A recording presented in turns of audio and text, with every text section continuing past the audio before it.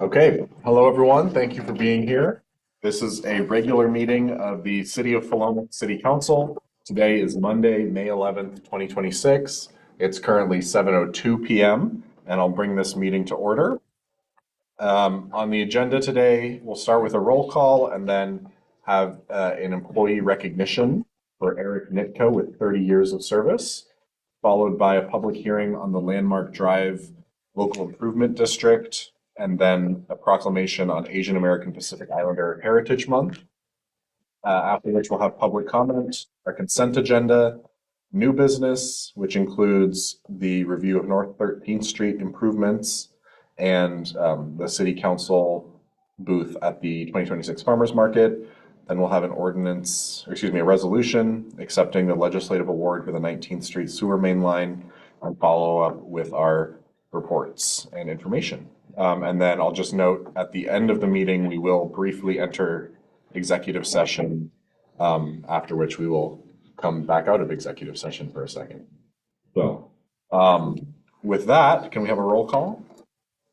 Lisa Nielsen. Here. Jessica Andrade. Present. Brent Caseman. Present. Nestor Irwin. Present. Rich Salsa. Present. Christopher McMorris. Present. Okay. Our first and I would argue best agenda item tonight is recognizing Eric Nitka with 30 years of service to the city of Philomath.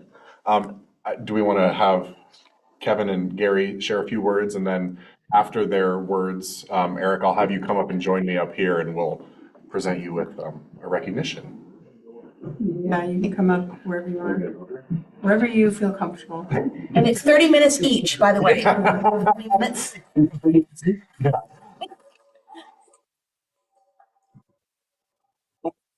30 years, that's very impressive. I can't imagine being in one job for 30 years, but I've been here for 20.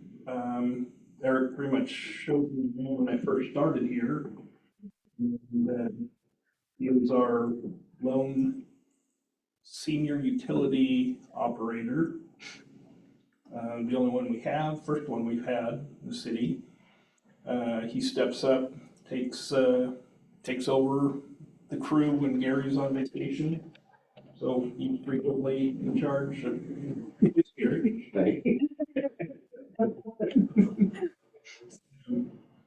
Eric's been great to work with, very knowledgeable on the city, knows where all the bodies are buried. Everything, a lot of history with it, which covers it. We really appreciate it. We really enjoy working with you and appreciate you. Well, Eric was one of the first guys that I met when I started back in, the long days ago. He showed me around. Eric and I worked together for multiple years. I left for a couple years, went to Lebanon, came back. Eric was here, helped me get reintegrated as a supervisor. Like Kevin said, Eric is a jack of all trades. He's a guy that I can put in any type of task, and I know he's going to get it done, and he's going to get it done professionally. I can send him down to the water plant. I can send him out to the wastewater plant. He's the only guy on the crew that is versed. We have guys that are trained all around, but he's actually versed in all aspects of the city of Philomath's Public Works Department. That's a tribute to him and his knowledge of how the city operates. Eric and I have seen a lot together. We've been through a lot of changes. We were talking the other day at Eric's lunch. One thing we wish we'd have done is both have taken pictures throughout the 30 years to see how much has grown. I know when I started in 1999, there was about 2,200 people in Philomath, and we're sitting over 5,800 now, close to $6 grand. That's a lot of people. A lot of stuff has happened, a lot of development, a lot of building. Eric helps me anytime I have to do any inspections and I don't have time to do them or whatever. Eric's always the guy I can call and say, hey, can you take care of this for me? With that, Eric, I do appreciate you being here as part of our team. Eric is our senior guy. He helps me rattle him around a little bit to keep him in line. So without him, a lot of times I'd be like, what are we doing? So when I come back on vacation, I always come back and say, hey, Eric, what happened when I was gone? And he's always there to help me get going on. So, appreciate it, Eric. Thanks for everything you do. Thank you very much. That's very impressive. Thank you for all the years of service. Just sorry in advance for saying this. That means that when I was born, you had already been working at the city of Philomath for 3 years. So many thanks for making our community such a wonderful place to live. With that, I don't know if you or both of you would like to come join me up here, and maybe we can have Kevin and Gary and Chris join us up here, and we'll present you with a recognition and thank you for all your years of service.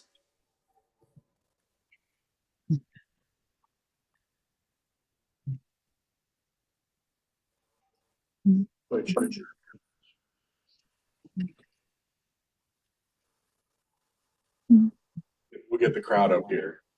You got to get in the picture, guys. You can't escape. Thank you very much. Thank you. Making Philomath what it is Keeping me today. around. And then I'll go and Brad.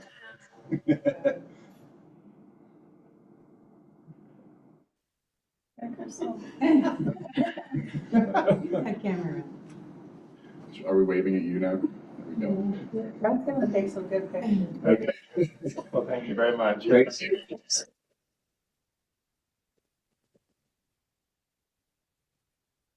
I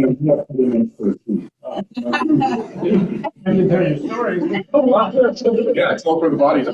Yeah. Yes.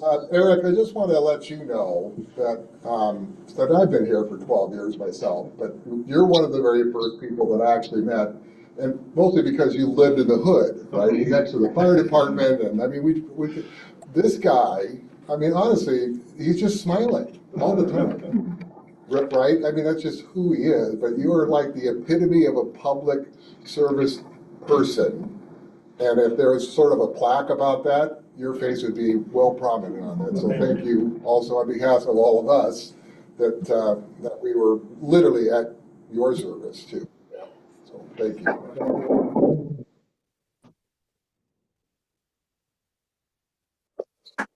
Right. Well, thank you so much. Thank you very much. Yeah, we'll look forward to another 30 years.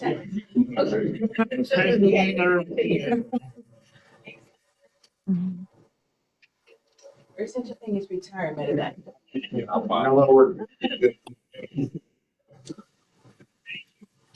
Thank you, Gary. Congratulations again. Thank you so much. Enjoy your evening. Okay. Well, with that highlight, now we will have a public hearing on the Landmark Drive Local Improvement District. I am going to now open a public hearing on Ordinance 839, Landmark Drive Local Improvement District Assessments. This is the first reading. Excuse me, 893. Okay, they got me. And then this public hearing will be for the purpose of hearing any public testimony on the ordinance, as well as allowing the council to deliberate on the ordinance before a vote. At this time, I'll ask any council members to disclose any ex parte contacts, bias, or conflicts of interest. And if anyone needs a refresher on that, Chris would be happy to. Crystal, maybe. So, okay, hearing none, then we'll move forward, and I'll turn it over to the city manager to give us a little bit of background information, and then we'll go from there. Great. So this is a kind of continuation of a fairly lengthy process, which is good, where we, Oh, I realized I should have said I opened the public hearing at 7:10 p.m. My little script says I need to say that, so thank you. Don't laugh at me. this is going back to really last year, we started by notifying specific property owners of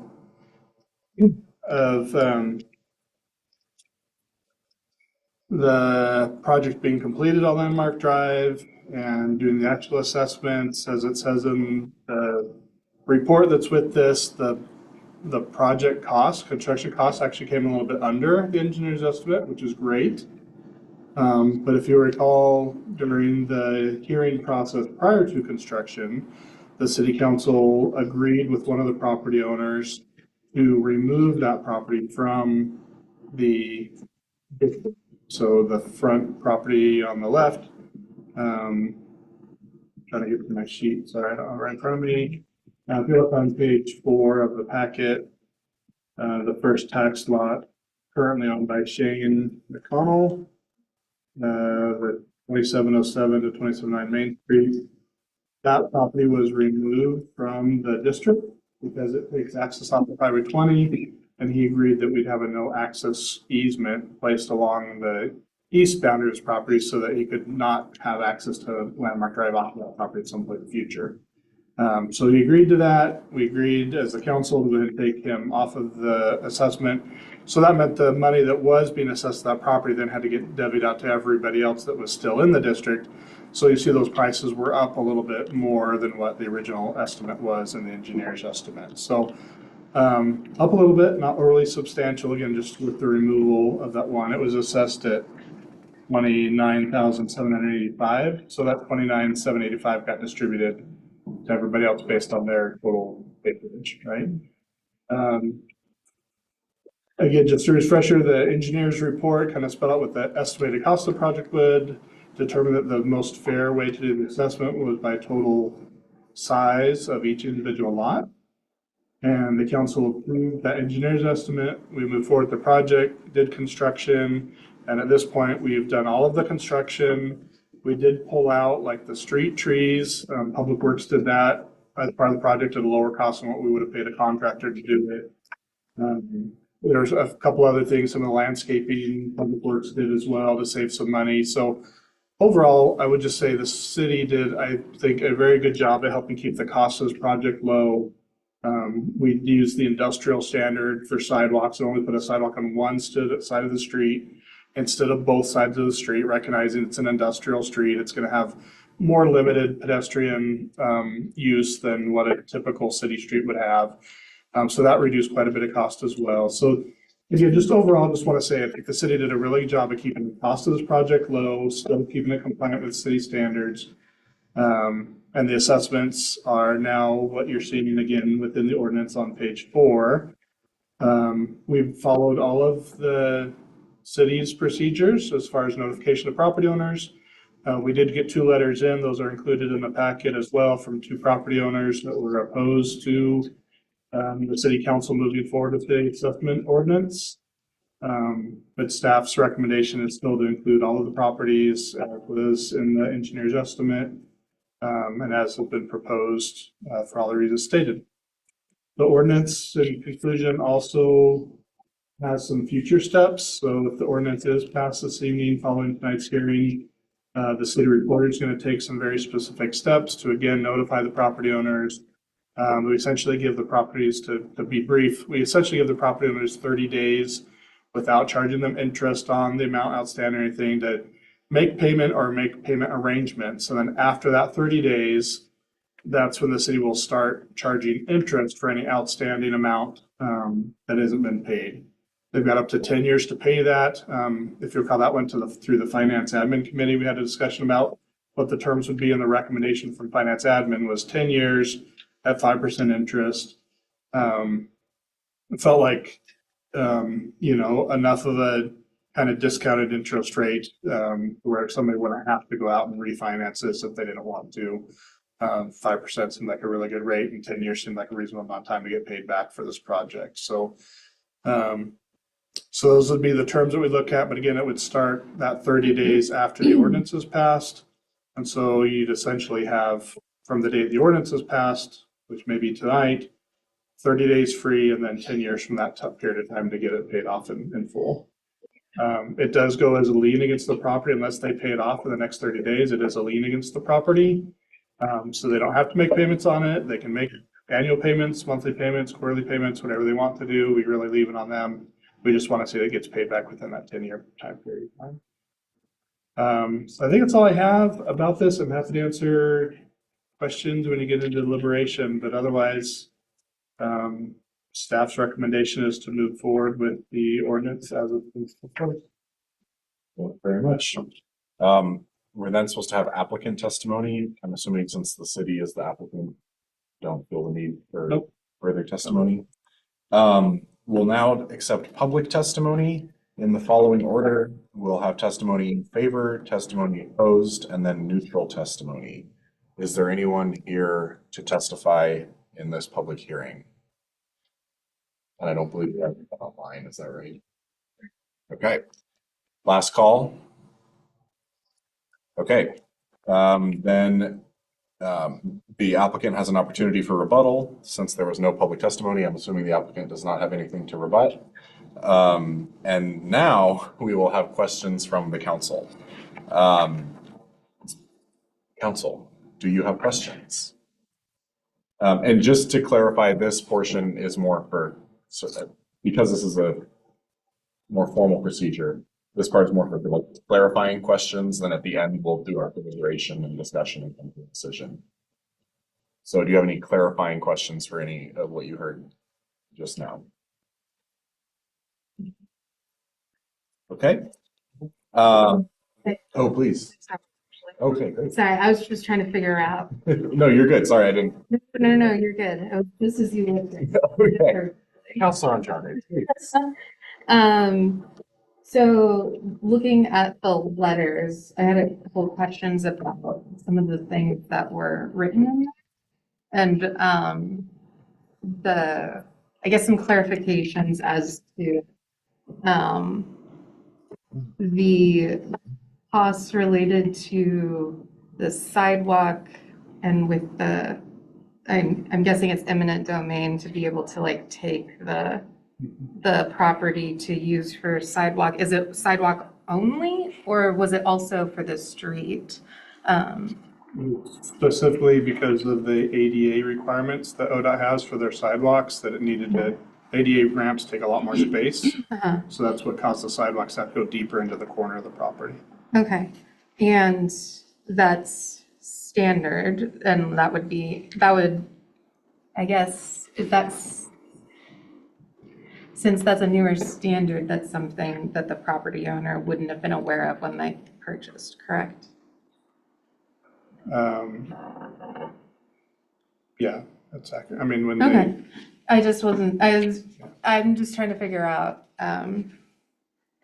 whether, the question of whether compensation should be considered, basically. Not necessarily for all of it, but, Can I ask, because both letters, I think, mention the sidewalk? because they both are on the side with the sidewalk. so I they just want, were- are you referring to both of them with your, just because I think they mentioned slightly different concerns about that? No, because I think the one had to do with just having sidewalks in general, but that's required regardless. Yeah, I'm sure I was tracking. Yeah, no, sorry, thank you, that's a good question. So then I guess the other question is, were the costs dated, or the assessment updated to reflect the fact that the other properties on the other side of the street don't have a sidewalk, kind of spread out those costs from the side that was chosen to have a sidewalk? the properties on the side of the road that have the sidewalk aren't paying any more for the sidewalk than the properties on the other side that don't have a sidewalk. So the sidewalk cost was a total part of the project, and the total project cost is being divided out by the property owners based on the size of the lots. That's right, thank you. So they're not paying a premium because they're on the side with the sidewalk. Mhm. Thank you for that reminder. I guess that, so, because it's the original lot size that's being used, so that means they are actually getting some, they're losing some land, while the other side of the street, they aren't losing land. No, it's the remaining lot. So there's several properties in the LID that had land that was used for the public right-of-way. All of that land was donated towards the project in order to keep the cost of the project lower. And so, not all of the properties, so I mean, I could look at them specifically, but generally speaking, most of the property owners had property they owned as like a flag lot to get back to their property, so it's like a long flag. And the flag pole portion of that was within the future public right-of-way. And so they essentially gifted or donated that land to the future public right-of-way as part of that.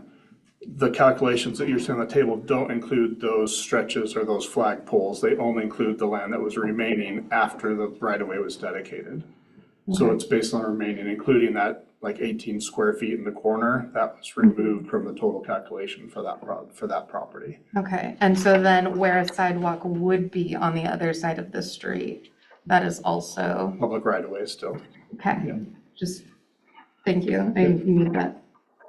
I think I have a couple more, but I have to find them in my notes. Thank you, that is super helpful already. Yeah, Counselor. To clarify, the 18 square feet is from the ADA sidewalk adjustment? Is that, okay, Like the corner. yeah, like a little round off of this? I just was curious if you had any response. The letter from Shane McConnell talks about damage to his parking lot due to the construction. Reference on it. I've not got any complaints from him about that, so that was the first time I'd heard anything about that. I have a hunch, I mean, I can tell you professionally, I'd be very surprised if the construction crew was going through his private property to access the road. I won't say that it never happened, but I would be surprised to hear that it happened. Yeah, I never heard that it has happened during the construction project at all.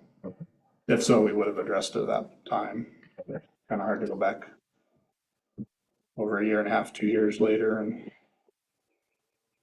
try to make sense of it. Counselor Andrade, did you have? And for third,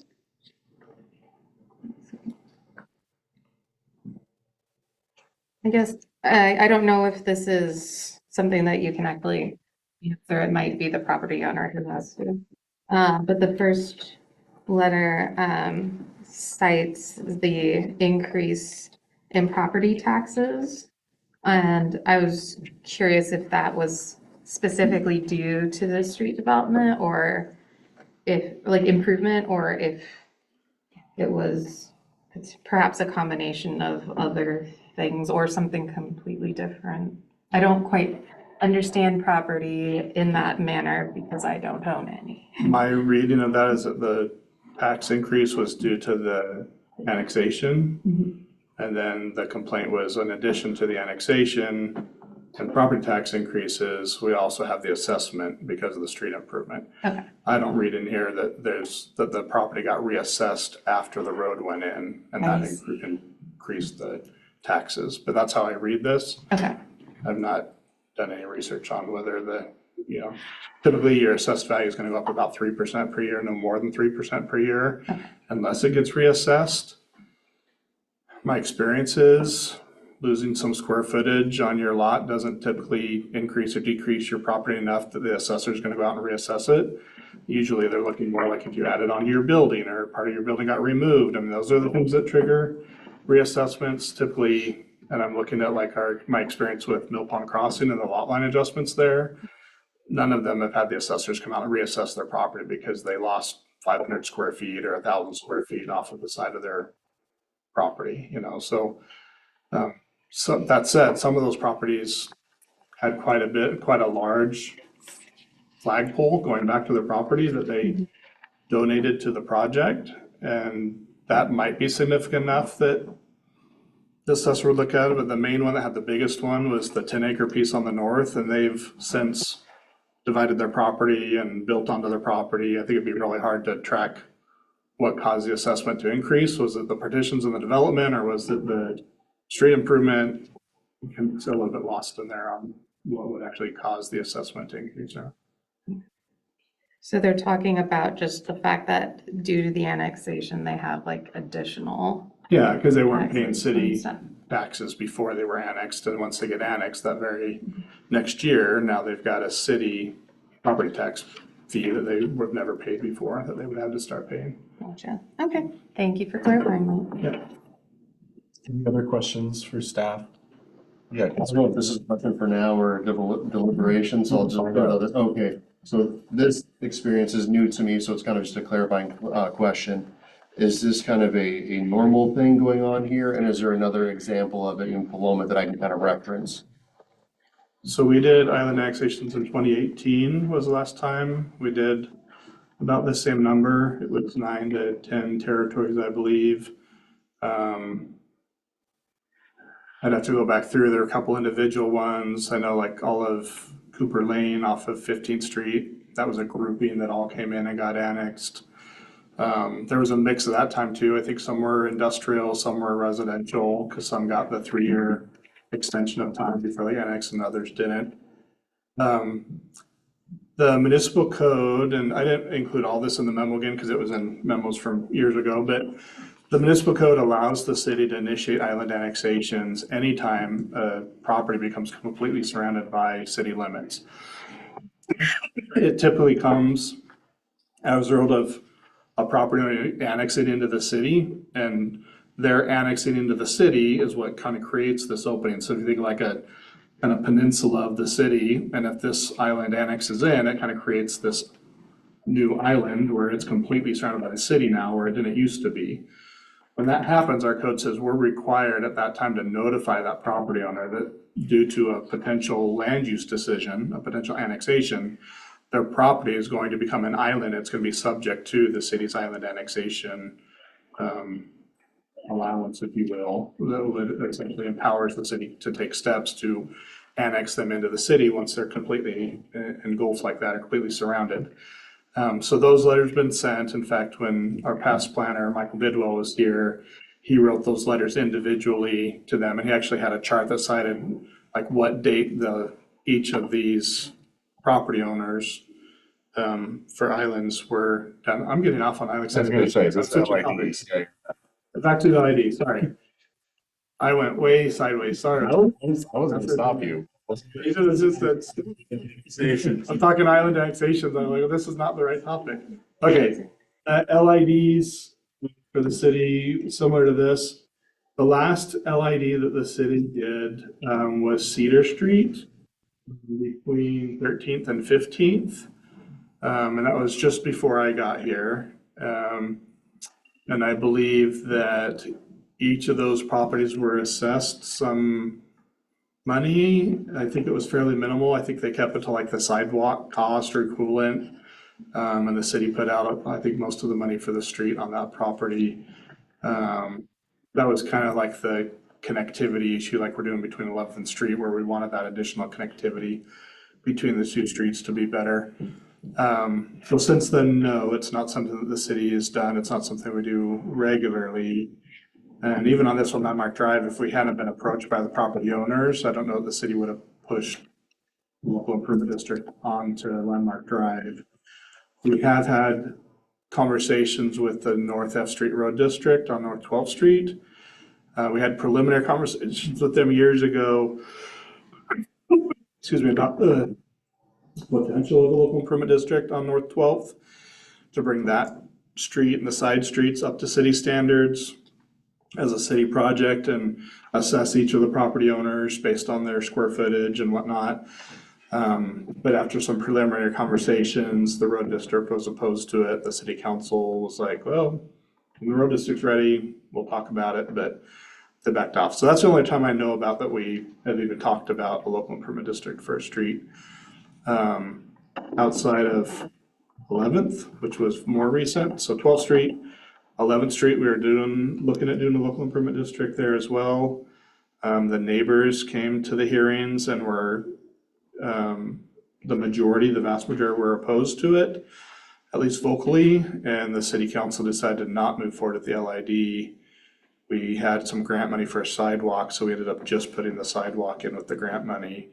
But we backed off of the local improvement district there, and that would have been circa 2020, has it been long? 2019, 2020, somewhere in there. And you said the city was approached by the landowners, so there's two letters. Does that mean all the other landowners were for this and these were the two that were not? Or is it not as precise as all that?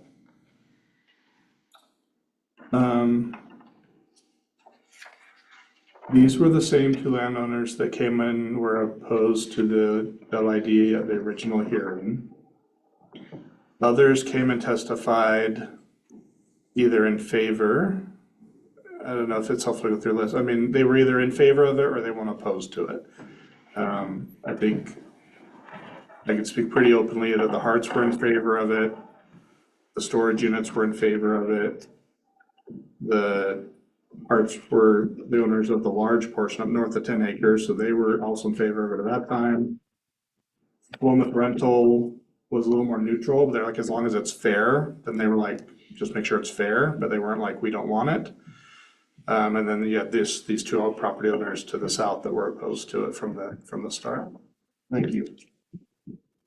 Andrade? A follow-up to that, so when it says it references a part of the municipal code, in the whereas on line 30, if you look at page 3, 14.10.050. And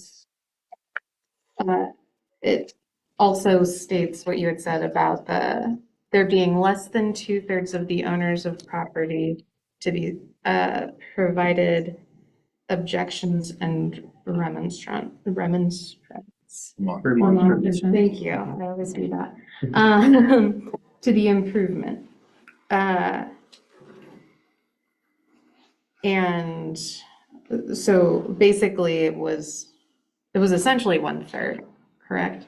Does each of does each lot count as an individual property owner? Or do they get lumped into, like, do we treat them like territories similar to the island annexation? No, it'd be different property owners. That portion of the code is specific to language that says, it's really the opposite. It says if more than 1/3 of the property owners are opposed to it, then the project must be delayed for up to 1 year.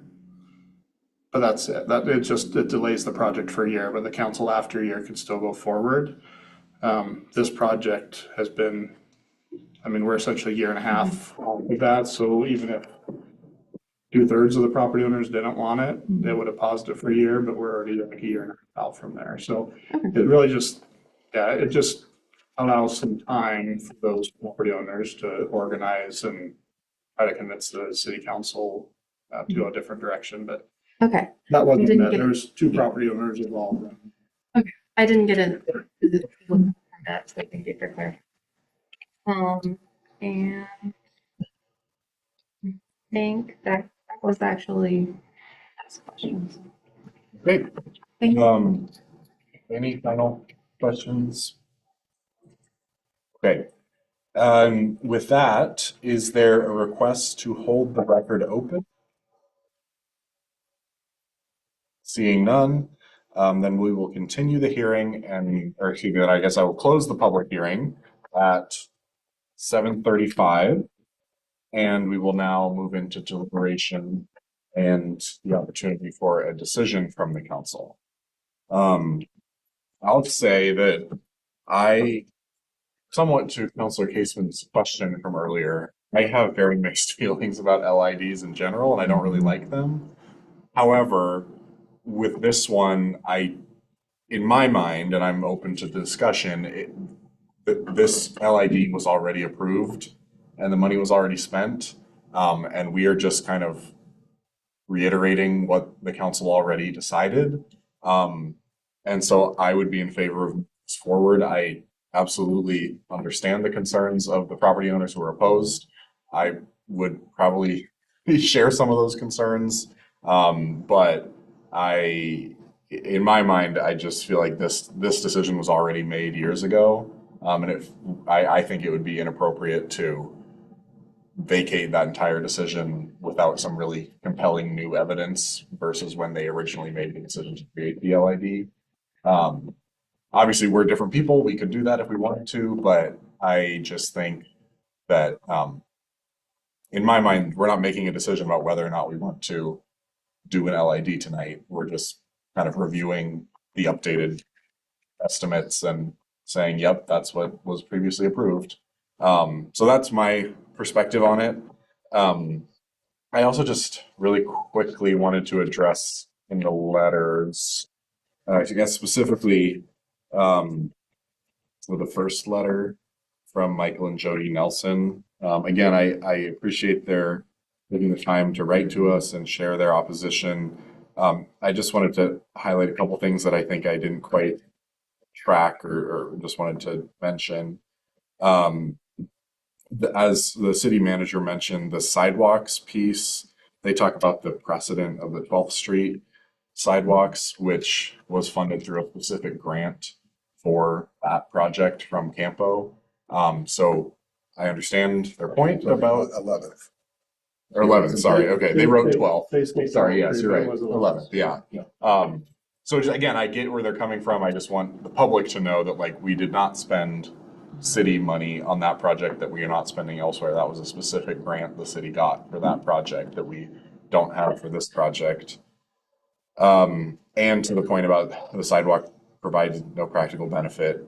Have to put in sidewalks on new city streets. That's in our code.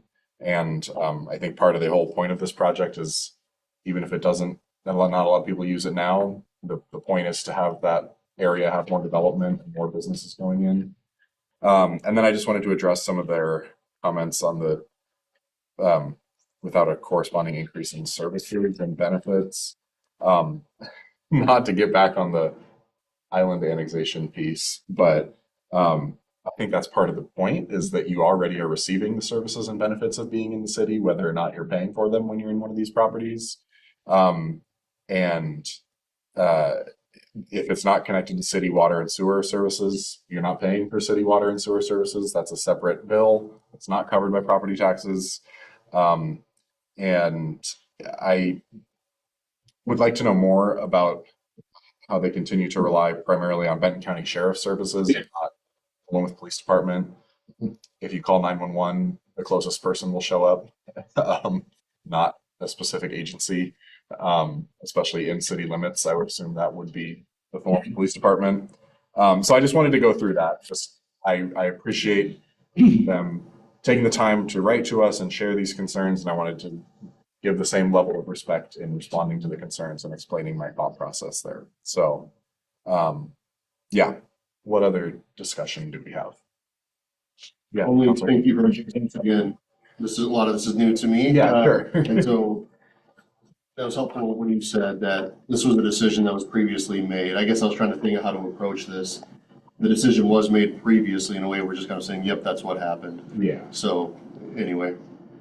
Yeah, the decision was made to create the LID and do the project, and now we're just sending the bill basically for the project that was already approved.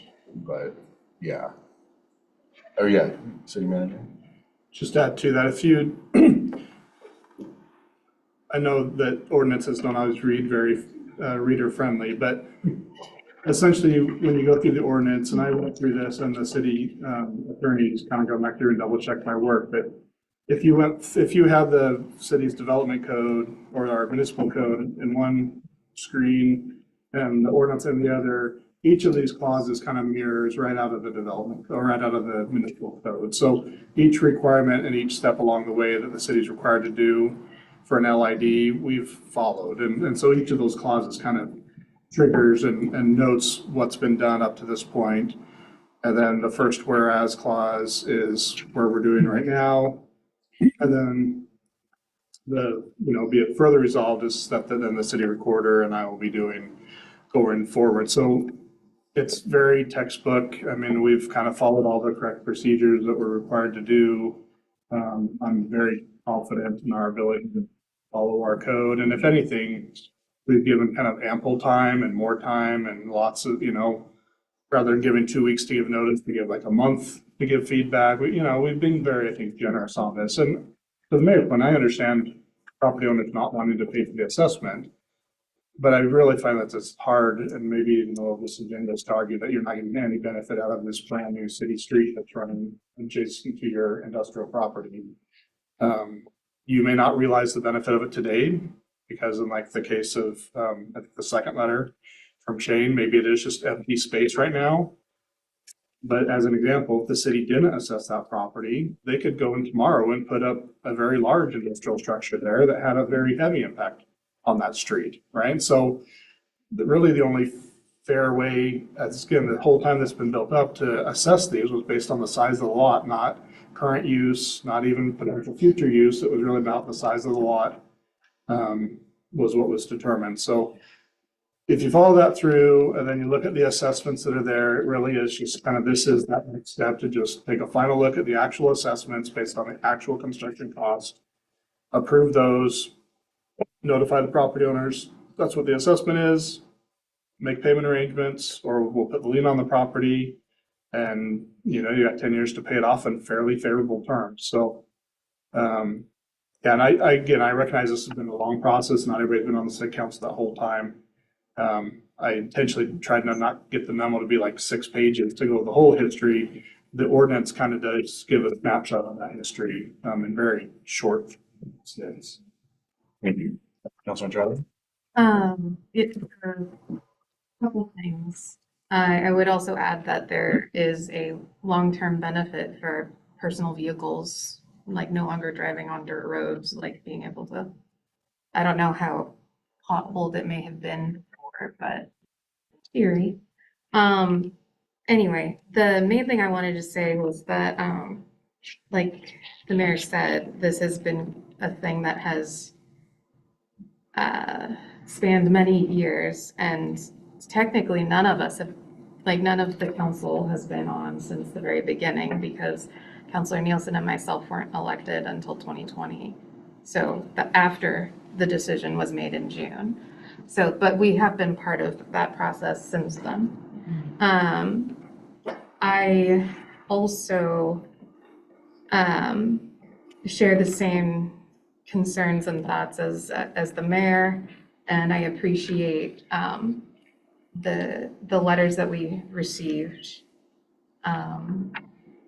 I guess all my questions were trying to figure out if there was some way that we could potentially change the allocations in order to help,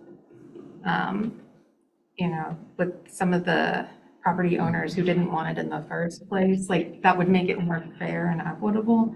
But I appreciated hearing your thoughts and the answers to all of my questions, because I can't find anything better than what we seem to have here, so. And I think, I don't remember if it says this in here, I think the council when did we talk about these because we had amended these assessments like last year or the year ago or something like that. It was last year. Yeah, okay. I don't know if that date is in there.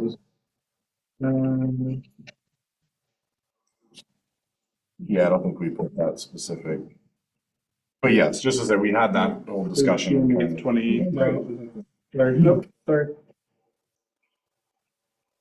The point is it happened. And yeah.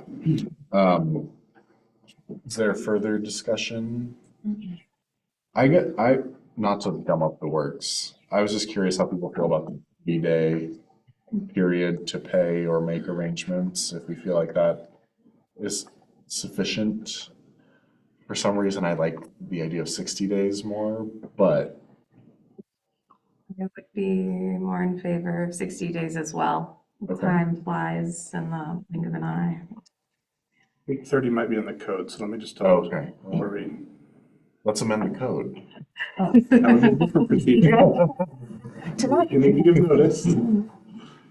Since we're researching, I just would reiterate that the work you did matching the things to the concerns to the activities. I kind of it seemed like that to me, and I appreciate you doing the footwork, and I agree with Counselor Andrade that it was important to me to make sure that that the assessments were fair, and I agree that I would be disappointed if I didn't want the thing to begin with, and that's kind of a thing with LIDs to begin with, but I think that it was done correctly and fairly and already approved by somebody else, and so. Yep. And if that 30 days is code, it does say or enter into a payment agreement. Yeah, So yeah. it's not, an agreement doesn't mean it has to be paid. We have, Right, yeah. so it's up in the state, gives them a little bit of some Yeah. advance notice if Yeah. we can't do it because of code. But there's a difference between like, with someone who knows like how that process goes and someone who's still doing the research. So the language says, this is as referenced here, 1410-100. And it states, interest shall be charged at a rate to be set by the city council in the ordinance, spread in the assessment, but not to exceed the rate of 14% per annum until paid on all amounts not paid within 30 days from the date of the assessment ordinance. So any amounts not paid within 30 days of the date of the assessment ordinance is what kind of the balance is, if you will, that then, so that's where it kicks in. It's like that 30 days, we don't charge the 5%. After 30 days, we charge the 5%. I mean, if the council wants to give some direction, that payment agreement essentially is going to reflect this language as well.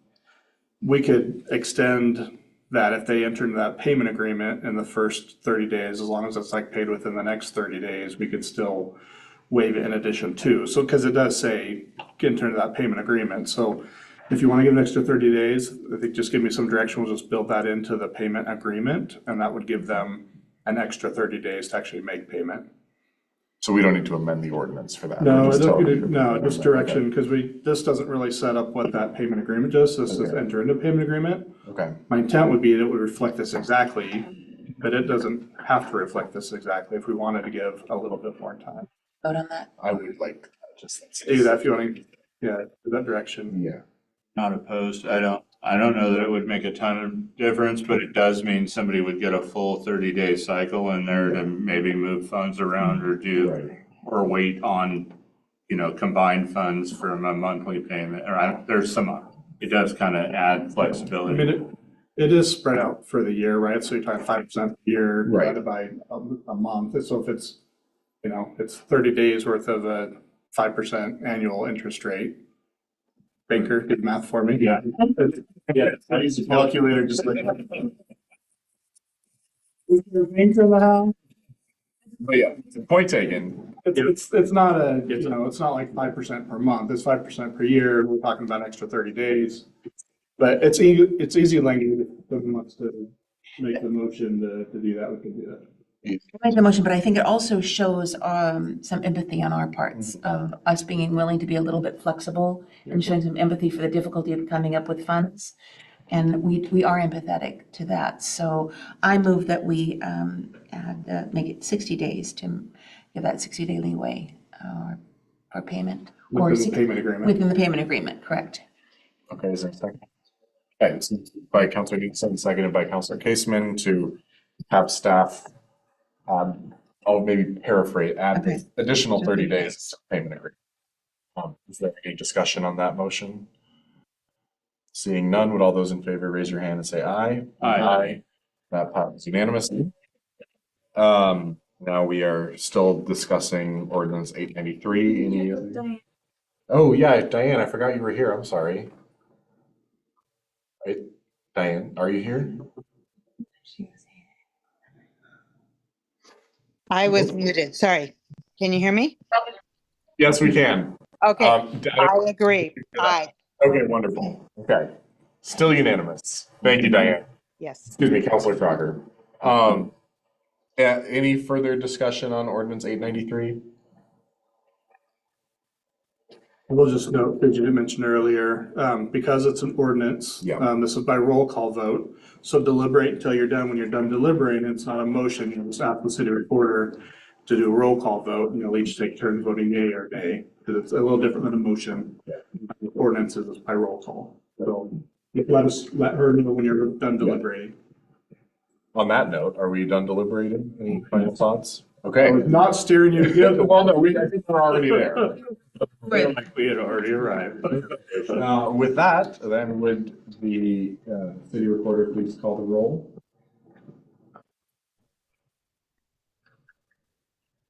Did you want to read it? We do need to read it. City recorder can do that. By title. Just the title.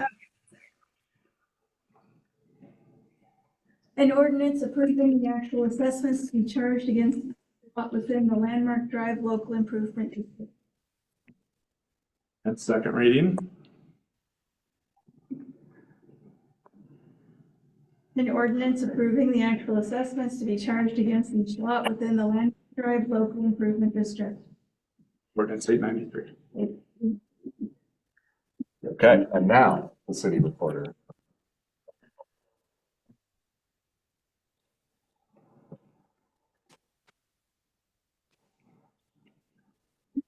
Teresa Nielsen, Yay. Jessica Andrade, Yes. Diane Crocker, Yes. Frank Caseman, Aye. Spencer Irwin, Aye. Rich Salsa, Christopher McMorrin. Aye. Okay, ordinance 893 is adopted with 7 aye votes. Thank you very much. Next up, we have our resolution 2612, a resolution proclaiming National Asian American and Pacific Islander Heritage Month 2026. Do our inclusivity committee members have anything they want to share on this? Councilor Andrade? I was not there, Okay. but I sent, my voice was gone. Okay. But I did send some thoughts, and it looks like the one thing that that wasn't discussed, perhaps I didn't get to listen to it, was the therefore clause. It felt like there needed to be either a separation or something needs to be rephrased. If council has any suggestions. It's after on line 27 with the comma Oh, I think with we acknowledge. Yeah. Yeah. Yeah. And so if you have any suggestions as proclamation guru person, or expert, proclamation expert. Move, put a, my colon. Or further. Yeah, be it further resolved. Yeah. Acknowledge the challenges these communities still face and strive to learn more to become a more unified community of Philomath, Oregon. Yeah. Let's get a motion. That's why we volunteer. Okay, I move to amend resolution 2612 on line 27 after the comma to add semicolon and comma, and then start a new line. Be it further resolved, we acknowledge the challenges that these community members still face and strive to learn more and become a more unified community of Philomath, Oregon.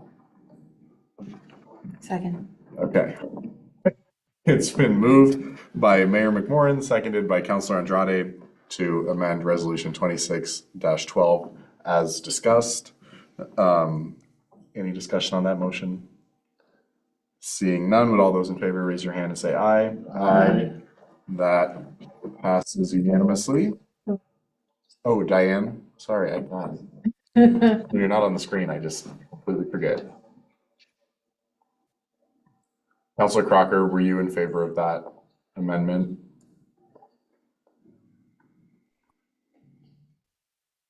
All right, we got one abstention. Now we are back on the amended resolution. Is there any further discussion? Seeing none, we do need a motion for this one, right? Okay. Is there a motion? I move that we approve resolution 26-12 as amended. Okay, there's a motion by Counselor Andrade, seconded by Counselor Salsa to approve resolution 26-12 as amended. Would all, or any discussion on that motion? Okay, would all those in favor please raise your hand and say aye? Aye. Aye. Resolution 26-12 is adopted as amended. Aye. Oh, unanimously. If somebody's Thank muted, you, Counselor. can't talk. Sorry. No, you're good. Thank you. Okay. Okay, with that, do we have a volunteer who would like to read this? Apart from maybe the last little bit. I also wanted to say real quick that, my bad for the slip of the tongue. I think that acceptable to say expert is the word that I meant to use the first time of being a I don't even remember, resolution expert. I don't remember what you did say, so. Oh, what, okay. I was paying attention. Okay, with that, would you like to read the resolution? Sure. Resolution 26-12, the resolution proclaiming National Asian American and Pacific Islander Heritage Month 2026. Whereas May is National Asian American and Pacific Islander Heritage Month, this year's theme being Power of Unity, Strengthening Communities Together. And whereas we celebrate all Asian American and Pacific Islanders who contribute their rich culture, traditions, languages, and history to our community. And whereas Asian Americans and Pacific Islanders have faced racism, discrimination, xenophobia, and violence in our country, making our collective commitment to solidarity necessary. And whereas we must also acknowledge and learn from our nation and our city's own history of racism and exclusion, learn from it, and work to do better.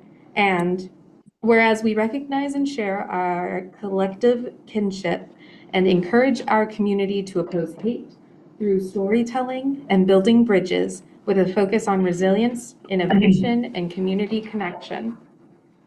Now, therefore, the Philomath City Council does hereby proclaim this month Asian American and Pacific Islander Heritage Month, and we honor all Americans who trace their ancestry to Asia and the Pacific Islands. And be it further resolved, we acknowledge the challenges they still face and strive to learn more to become a more united community of Philomath, Oregon. Passed by the council this 11th day, May 2026. All right. Thank you so much. And we will just fix that one Scrivener's error. Thank you. And I'll just say, not to go off on a tangent, but I recently posted our most recent proclamation on social media, and the comments were awful and got really ugly. And in a way that made me even more glad that we are doing these months, because I think that proved to me that it's important to highlight different cultures and histories and everything, because there are actively folks who are against that. So, Can I just clarify? Social media is really hard. I mean, we're not saying that all those individuals were oh, specifically from absolutely Philomath. not. No, no, no. That's Yes. kind of Yeah, no, labeling, but- no, that's not at all what I'm saying. Okay. Just that there are people who, Anywhere. yes, in any community you go to. And I just, that stuck with me. So I appreciate the work of putting these together. Thank you. I just have a comment. You may have noticed that the flag is missing from in front of City Hall during this month that we've just observed. It did sustain a little damage, and we're gonna see if we can get it repaired to get it back up there. But just so everyone knows, that's why it is not there. I think, was it up briefly? It was up. I was gonna say, I saw it really taking Yes. some. Yeah. Yeah, okay. Yeah, it was up. It's hard to hold on. Let me try to get it repaired. Exactly. Okay, any final thoughts on this? Okay, thank you all very much. Next up, we will have our our public comment. Is there anyone here for public comment? I don't believe we have anyone online. So we'll move on to our consent agenda, which includes the minutes from April 13th executive session, the minutes from April 29th regular meeting, and then the OLCC liquor license. I'm sorry. Never mind, sorry.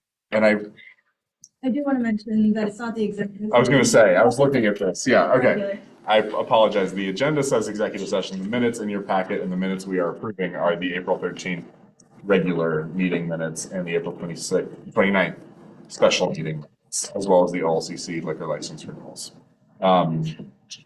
Is there a motion on the consent agenda?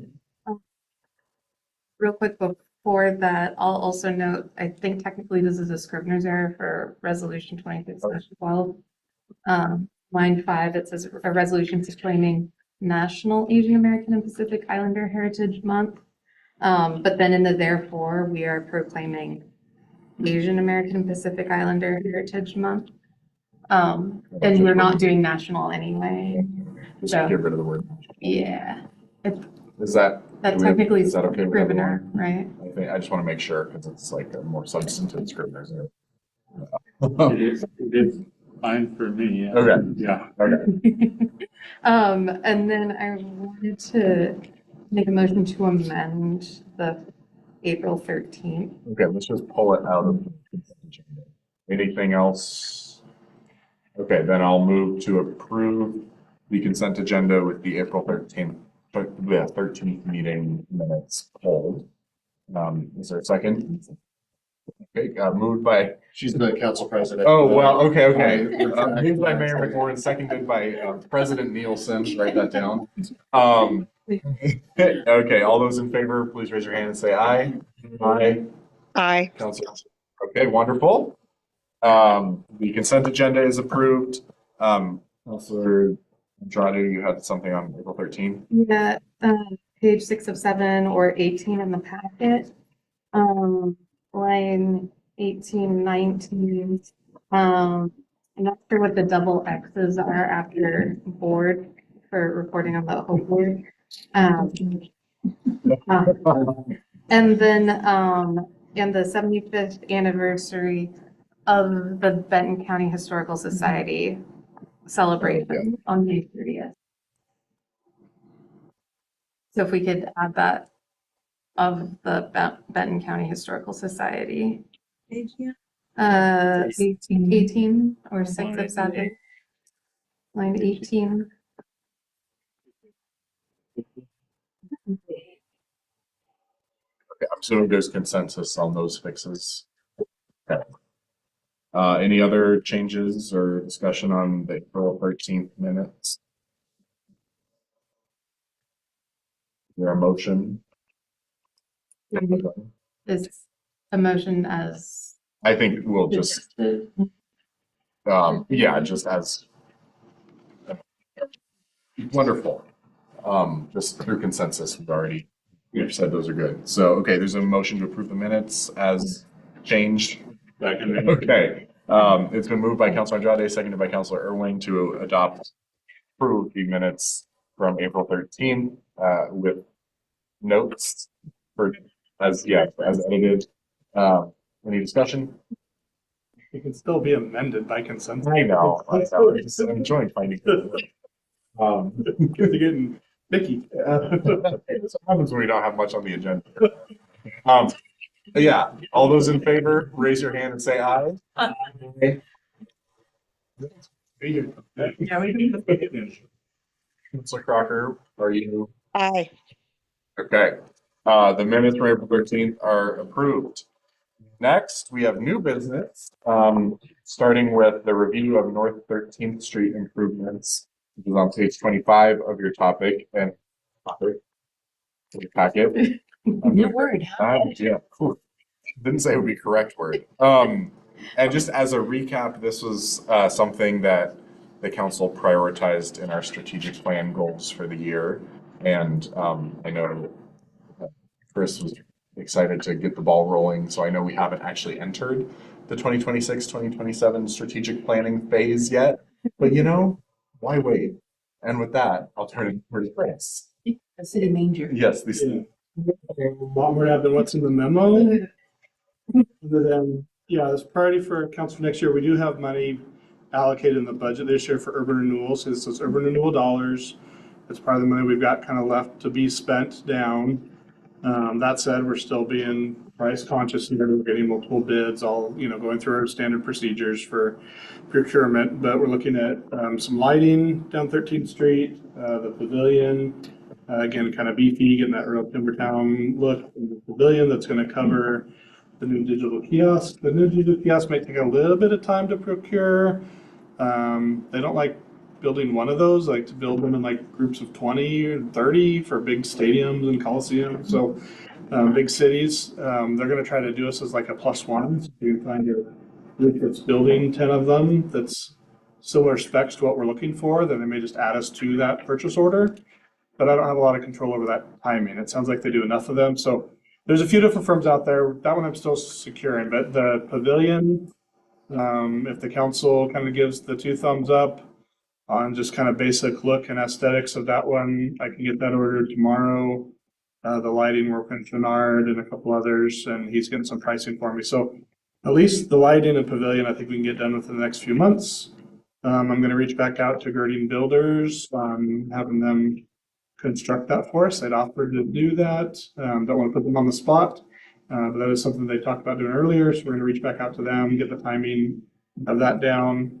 And then getting the digital kiosk in there. I kind of gave a description there. It's both intended for locals and tourists. It'll be, I think, of equal benefit. Maybe not a whole lot on there you couldn't find on your phone somewhere, but this has it all there in one spot, right? So mapping to different locations, finding hours of restaurants, finding places of interest around town. It's got a built-in camera, so you can do selfies in Philomath. You can post yourself in downtown Philomath, all that kind of stuff. So it'll be a point of interest and kind of a gathering spot in that gazebo area, which will be pretty exciting. And then the last big paragraph, Philomath News stole all of my thunder in their write-up. But, slow news day, I get it, had to put something in there.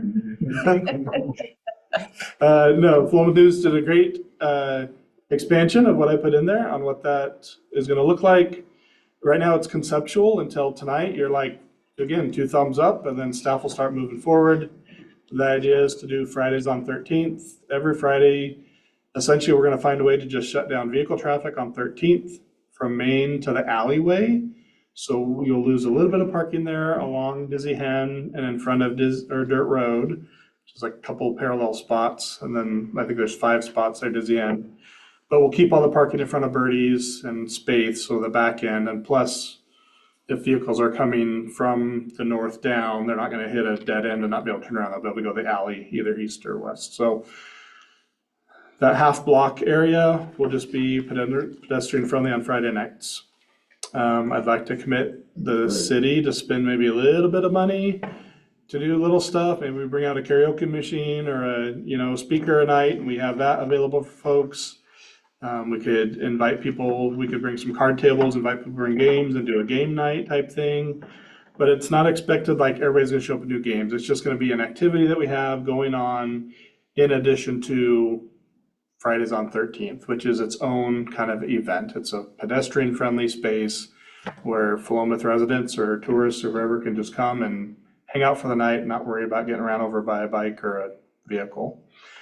We are working with the police on getting some beefy barricades to prevent cars from being able to travel, like not just that they saw a sign, but physically not be able to enter that area. Those may be a little spendy. I don't think they're horrible, but we'll look at a couple of those and we'll be able to repurpose those for Frolic Parade, Down Parade, other things. More and more, there's options there that's not like a brick, right? These are a little more portable, but yet they do the same function of keeping cars from piling into groups of people, which is something I never thought in my lifetime we'd have to worry about, but we do now. So we'll work on the security side of it. We'll work on a little bit of basic signage.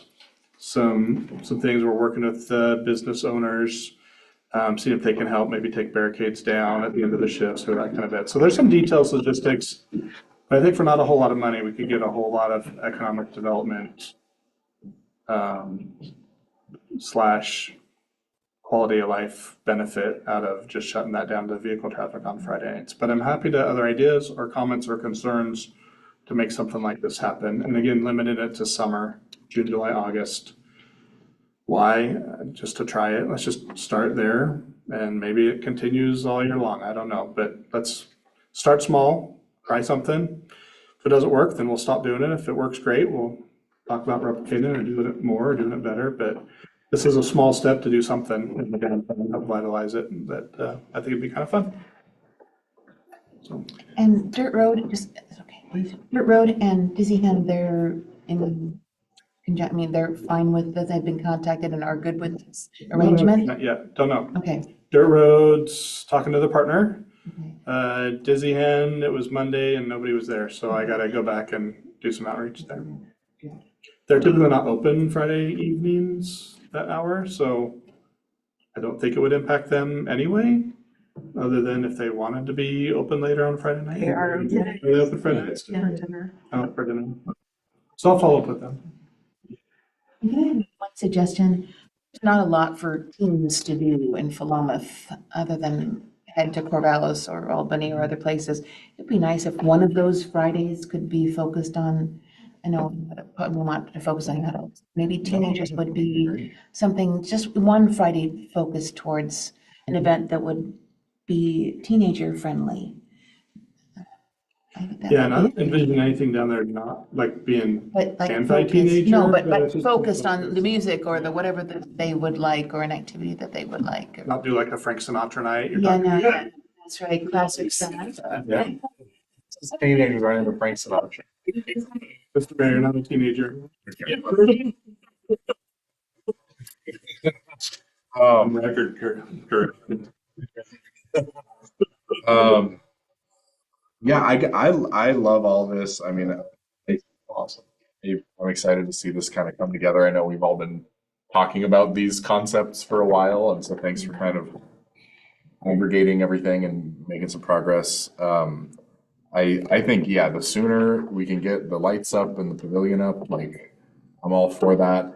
I'm curious what the council thinks a little more on the touchscreen sort of kiosk thing, just because that's a little new and different for Philomath and kind of how to make the best use of that space. The other thing I wanted to ask about, and we can talk about it later, if there were a piano that were to be donated, could that go under that pavilion as like a little outdoor thing? Or we can talk about that later. Okay, I may know of a piano that's looking to. It comes with the bench. It sure does. I may know of a piano that's looking to be moved out of a house owned by other people whose last name might be McMorrin. Yeah, and you see those in touristy towns every once in a while. Yeah, You see exactly. Public Yeah. pianos out there, and Yeah. it's a fun idea. Okay. It'd be cool. So Yeah, it was in Nevada City, California, actually. Corvallis did it for a while. I just figured if we're already building a nice Yeah. pavilion to cover from the elements, but anyway, we can talk more about that. yeah, it's good size. The original streetscape plan for that area was to have a covered like cork board, like a 3-way or 4-way cork board where people would put their posters up or their flyers or their business cards or whatever.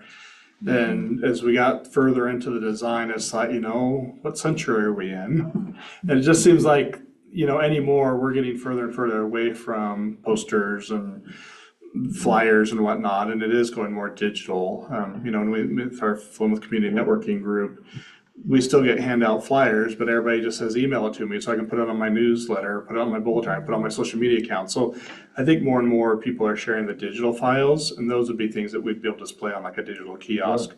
Or when somebody's not standing there interacting with it, those flyers for the month could be going through, whether it's something at the school or something the Lions is doing or whatever events are coming up, those could kind of cycle through. Or of course they could be saved there if you want to know, upcoming events. You click on it and then there's all the flyers and you could cycle through what's going on. So again, I think locals would still find some value there and not, but again, something like this is gonna be much more expensive than a cork board, right? So your traditional bulletin board. So I do think the mayor's right, kind of looking for some feedback on there. I see a lot of benefits, but it's got a price tag to it. Again, we don't want to be wasteful, but I've been noodling about something like this for several years now, and the technology's gotten better. Now they're talking about 10 years longevity with these things, and they last forever, right? But 10 years on them. There's a small data plan that you pay, so there's a little bit of a monthly fee, $5, $10, something like that. So, it's not free, but there's a lot of benefit in what they can do, I think. So, but again, if the council wants to keep it simple or postpone that, I'm fine with it. I just think it'd be really cool there, and it would put us ahead of just about every other city in Oregon having one, which in and of itself would put us on the map. So, pretty cool. I think that, I like the idea of the board. I think I'm in favor of it. I think that it might it could initially go underutilized, but I do think that it kind of sets a precedent or a tone for the kind of investment, both financial and like time, and like that we're building this downtown Philomath area for the future, right? Like we're saying, like this is a thing that's going to be, it's a commitment rather than slapping up a cork board or whatever. And, it might not go perfectly, but I think it sets a tone for the way that I envision this going. And, if we're going to have a mixed use space down the road a little bit, like I just think that like we're kind of moving that area into like a fun, flexible, sort of future oriented space.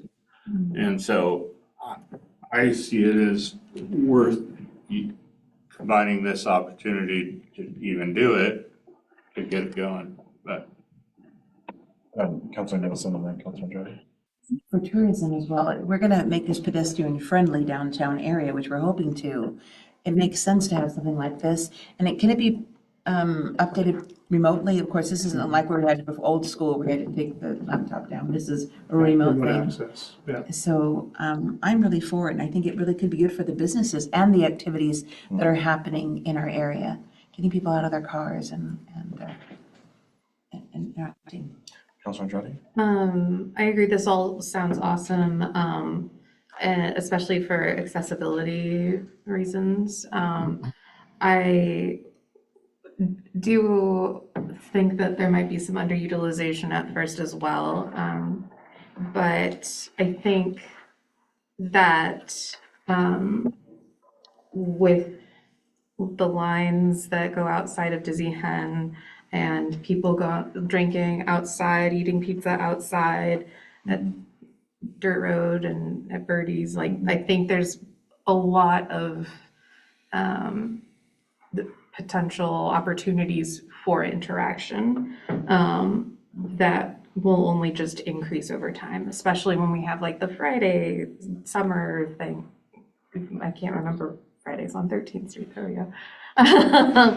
And but I would feel more comfortable knowing a better like price point and like what those kinds of protections might look like, of like scratch resistance and kind of thing, like if there's any sort of ongoing maintenance that might need to happen, reapply the scratch resistant code or like whatever is needed. And then also wondering if we have to pay extra for like the photo booth and arcade, like that's pretty cool. And that's included with the software that comes with it. Yeah. Awesome. Okay, cool. House improvement. On that note, because I know some of these are like, they run ads to bring costs down. Would this run ads that we don't have any kind of control over? No, Okay. we could choose to run ads if we Okay. wanted to, but no, there's no Okay, ad software that we're required to purchase with this. okay. And then also to be clear, like, part of the intent with this is community groups could email Crystal or whoever their poster, and that would just go on there. Is that right? Okay. Sorry, Crystal, not to have voluntold you. Yeah, and we could talk through, I mean, typically, my mind first goes to like the free events and activity Yeah, of stuff. course, yeah. You know, if there were commercial events that want to do there, I mean, maybe we do come up with some type of a small fee to advertise on it. Maybe that helps, you know, offset Sure. city recorder's time or whoever is going to be doing this. I help that, and you know, if it helps pay the data service fee and that sort of stuff. So there may be some small things that we could charge fees for, but I would say that for like the for-profit type events that people are putting on, if they're doing a private seminar, or a dance lesson or whatever like that, that's for profit. I could see putting a small fee on that just to get it set up, one-time fee. But for the most part, I think this is an open source, free, not open source in that way. It's an open platform for people to be able to get their message to the city, to get out to everybody. More than what we do with like the newsletter. The newsletter, we're trying to be pretty careful that it's like city related and pretty darn close to city related. Sometimes the library, bigger stuff at the school, but even that we're careful with. The newsletter is really specific to like city central stuff that the city's organizing, putting on, sponsoring. Something like this could be expanded quite a bit more than that, because you don't have the limits. One last, and it's kind of all in favor, so in terms of deliberating, it doesn't matter a lot, but the other thing I thought would be really cool about it is, it's a bridge to the, I'm thinking of the, like with the art and wine walk, not all of the things are right in that downtown area. And so it'd be an opportunity to kind of connect this area that we are investing in, so that we're not only investing in the community members and businesses that are right there, but maybe we can have some tie-ins for like more fun, or, you know, I don't know. We can wordsmith that. Yeah. And I do intend, I think I put a little bit in the memo, but the intent would be to work pretty hard. We've got our Phone with Community Networking meeting this Thursday at lunch. So the intent, if the council's on board with this, would be to reach out to that group, let them know, hey, we're going to start doing this. This is what we're planning for. We're starting in June. And give them the opportunity to maybe commandeer one of those evenings as well. And again, my mind goes back to like the frolic and my experience there. If they want to bring the cornhole boards down, maybe have the rodeo queen there and have some, you know, interactive type stuff and information about this year's rodeo or whatever, or just put the cornhole boards out there and let people do cornhole. They got the frolic logo on them. It'd be something kind of fun to do. And, you know, it wouldn't have to be anything extra, but we could kind of help promote that. Like, hey, this Friday in our social media post for Fridays on 13th, the Frolic's going to be there with some cornhole boards, or Rotary's going to be there and they've got a bunch of teenage activities or whatever it might be, right? So I do want to open it up to community organizations that kind of use that space and use that opportunity to provide not events, but like I keep saying like activities, like small things to do that don't necessarily take up the entire area, but somebody showing up and grabbing a drink at Dirt Road or grabbing something to eat would have like something to sit down and do, maybe some little entertainment or whatever. But mostly, I'm hoping we just find friends and neighbors and other people just associate with and talk, and again, not worry about getting ran over, just having a spot to kind of come together. I have a quick logistical question, and you don't have to have the answer now, so it's not happening right now. But so to clarify, the idea would be to have the city do some sort of programming one of those Fridays per month. And then the remaining ones, is it do the organizations who want to do activities or stuff, do they need to like fill out a form for the city? And like, what does that look like? Is there any sort of liability or like that kind of thing? Or is it everyone comes, and if you happen to decide you're going to be doing something, the city may or may not advertise it, I guess? Yeah, we're still looking at the logistics of that with our insurers, but That's we can make it work. We just have to It's figure on out your what radar. the steps will be. And it might depend on what it activity. is too. It's probably gonna depend on activity. If somebody wants to bring a dunk tank, like if someone wants to bring a dunk tank down and dunk the mayor, for example. I just want the record to show, you put that in. So if the Lions Club, we would probably have the Lions Club provide certificate of insurance and name the city as an additional insured and then do that event, right? And if the mayor goes, I'll go. All right. Yeah. Well, that could be a real revenue dump. Do it as a fundraiser. I do. Yeah. We wanted So it to depends do on the activity. If somebody's just bringing music down, we probably wouldn't do anything additional for that, but we'll be notifying CIS that we're gonna be doing these events and we're shutting down the road to vehicle traffic and want pedestrians there. So I mean, we'll be covered on that liability side. Okay, Just just, depending on the event, we may ask for additional insurance.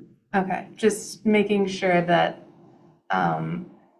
if it is like kind of like not a reserving, but like, hey, this group is gonna do this big thing and Sure, like no a competing. sign up sheet. Yeah, kind of like with our farmer's market tables or, I imagine something similar. My hope is That's pretty that we cool. have multiple organizations competing for multiple nights. The reality is I'll probably be polling organizations to please try to do something.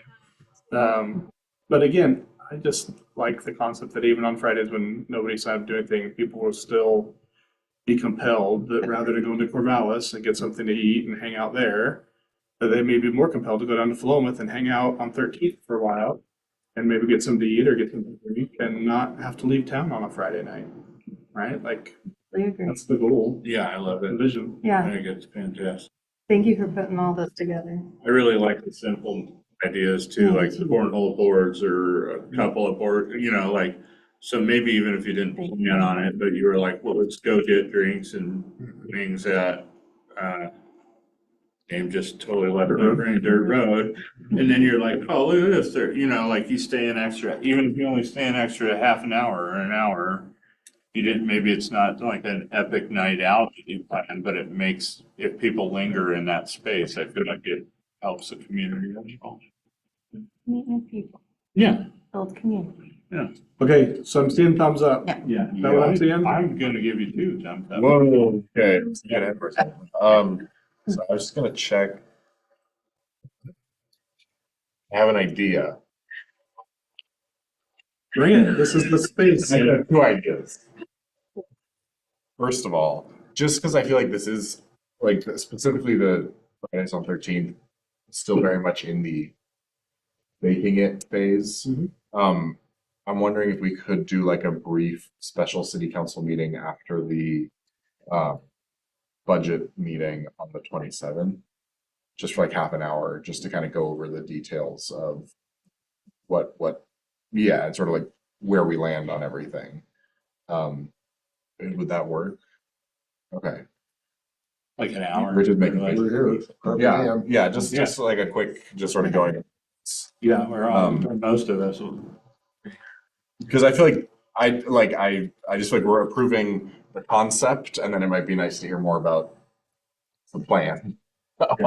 Not like in a like yes or no, but just sort of like here's what's going on. Because I feel like something like this, Yeah. we'll all get a lot of There's still questions some and loose everything. ends. So yeah. The other thing, which I apologize for springing this on, something I've been wanting to do. We can talk about this more later. Is I want to do outdoor movies. What was that? Okay. And so I guess what I was wondering, and I don't honestly remember how much money we have left in our community event fund, your community support. Great. How the council would feel, just since we're nearing the end of the fiscal year and have not gotten a lot of requests for that, towards using some of that money to purchase some equipment for that type of activity. And then the thought would be, much like music in the park, approach sponsors for the actual. Movies in the road. Exactly. Yeah. For the actual Because I looked into how much and it's usually to like license, to stay above Chelsea's sake. Oh, yeah, it's like a couple $100 to license a movie. And I think that could be a good, like come watch The Lorax, sponsored by Starker Forests, and come watch something else sponsored by Pioneer or whatever. And then, so if the city can kind of own and maintain just the, projector and the screen and stuff, then we can get sponsorships for the other things. Does I that, think that's a fantastic idea. It would also be a great filler for when Chris can't get somebody. yeah, that's true. Like, oh, nobody in this week, then we'll run Pioneer in a movie or whatever. Yeah, some movies are free to show, right? Sure, So, yeah. Wizard of Oz again. Yeah, yeah. Everybody loves it. Yeah, and I guess that's part of, like, you could do some of the kind of old, but then also, show like maybe one new movie or something. As Yeah. kind of a big, No, I think it would be yeah. cool. And that feels like something we could actually get some sponsorships for. I think so. Yeah. Brad, you got any questions? I don't know. Let me circle back. Yeah. I could dump the mayor during the movie. Yeah. I can press some stuff out. Okay. And I It was can. in Veneta, we bought like an inflatable screen, different stuff. I have an Amazon wish list I can send to you. Believe it or not, I actually am more prepared than I look. So, okay, but so there's consensus on moving forward with I that? think it'd be wonderful. Okay. Should probably check with Diane. Oh, yeah, Diane, are you good with all this? Counselor Crocker. She's still there. If you don't come to the meeting, we call you by your first name. Yeah. All this time it's in. I'm sorry, I have so much trouble unmuting and I am not in control of that, but yes, I am consensus. Wonderful. Thank you, Honorable Counselor Crocker. Thank you. Okay, wonderful. Yeah. Thank you all for a discussion about something good happening in Paloma. That is what we need. With that, we will talk about our farmers market booth for this summer at the Paloma Farmers Market, which is starting up this month. As Chris outlined in the agenda here, this is basically the same as previous summers, having our booth out there every so often, not every single week, but a couple times a month. And then there's a couple sample topics to go over. And I know, Chris, you want to talk about maybe co-opting some of this with like the Philomath 2050 consultants being out there, or having some other committees or something. There was one date that the consultants wanted to come and be a booth that isn't one of the city council dates, so I'm gonna reach out to Janelle separately and get that date just for the consultants to be there. But I was hoping at the May 24th, whichever council members did that you could take that on and help promote the survey that's out right now and really just focus in on the Philomath 2050 vision for that first meeting in May while the survey and stuff's out. That's my only real special. Sure. Other than that, Crystal actually did a great job on this memo and pulled it together and getting the spreadsheet together. So yeah, just go on and get signed up. My only caution, especially when we get the election season, is just make sure you're there as a city council member, represent the city, and that you don't use it for your own personal benefit for getting reelected, right? So your own personal campaigning, right? You're there to promote the city, not yourself necessarily. But obviously, if you're out there meeting people, they're gonna know who you are, right? So. I have a comment. Yes, please. I am in favor of that. I would almost say once a month would be enough for us, and then maybe we can share the space with the fire department or the police department or the library or the 2050 Club project, using the same space and just rotating it like we would do the first Saturday of each month, and they would each take a time. That's my thought. Thanks. Thank you. Yeah, I mean, I guess we can put the invite out to others if we want. Yeah, let's see how it fills up. I mean, there's 10 spots and 6 council members and 5. 5 council members? I take a religious conclusion. Yeah. That's our Sabbath. So, I'm sorry. Marks that. So 1, 2, 3, 4, there's still 10 spots. Yeah. So let's see how it fills in. If there's an open spot, then we can kick it out. I'll do Fridays. Yeah. No, it's all, we'll see you there on 13. Yes, Councilman Johnny. Sorry, I just had another thought all of a sudden. Original question, the inclusivity committee is also hoping to Oh, sure. spot at some point in August, September, maybe October. I don't remember when specifically, unless you have. You're looking to do off one, so between the 9th and the 23rd, I think. Oh, is when okay. we're talking. So Oh, okay. I think there's space there. Janelle just needs to know when and who. And when the council was trying to do every week, we weren't making it. So we went down to just twice a month, which should allow, but yeah, I think, anyway, we'll see if this fills out. If this doesn't fill out with council, then we can opt out of them or give them back. And there's a number of other groups that like to have space, will take space, but the council being there doesn't exclude anybody else from being there. I think Yeah. It was just in case that is helpful information to know at the moment. Awesome. So that's it there. So that one's kind of on you. Look for the, Crystal's that going on email for everybody, the link. Look for the email with the link, that's all that. Thank you, Crystal. Look forward to seeing many of you out there. Next up, we have Resolution 26-13, accepting our award for the 19th Street Sewer Project. And you'll see the resolution on page 29 and then the letter explaining everything from Business Oregon on page 31. This is relatively straightforward. This is just We'll take the money. yeah, accepting the money, and critically, as Chris was explaining to me, I guess the state wants the mayor to sign everything, all the paperwork with the state, the highest official in the city. It makes more sense for the city manager to sign it. So the most important part of this resolution, last line, directs the city manager to sign and submit. So we have to show them a resolution of the council authorizing the city manager to do that instead of having to do everything. And I think for both of our sake, we would like to have that be the case.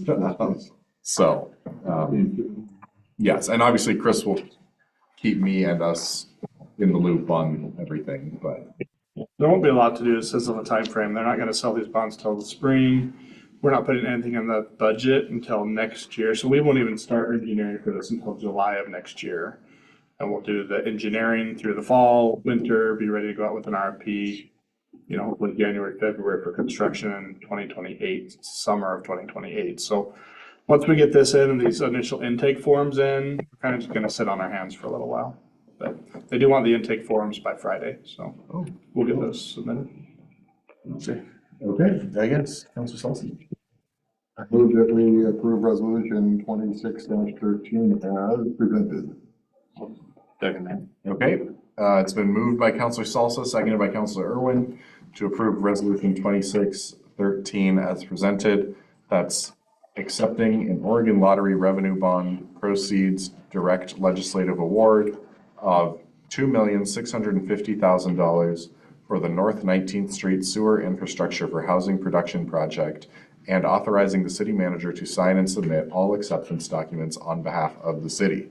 That is a beefy title. That might be a record. Is there any discussion on that motion? Seeing none, would all those in favor please raise your hand and say aye? Aye. Aye.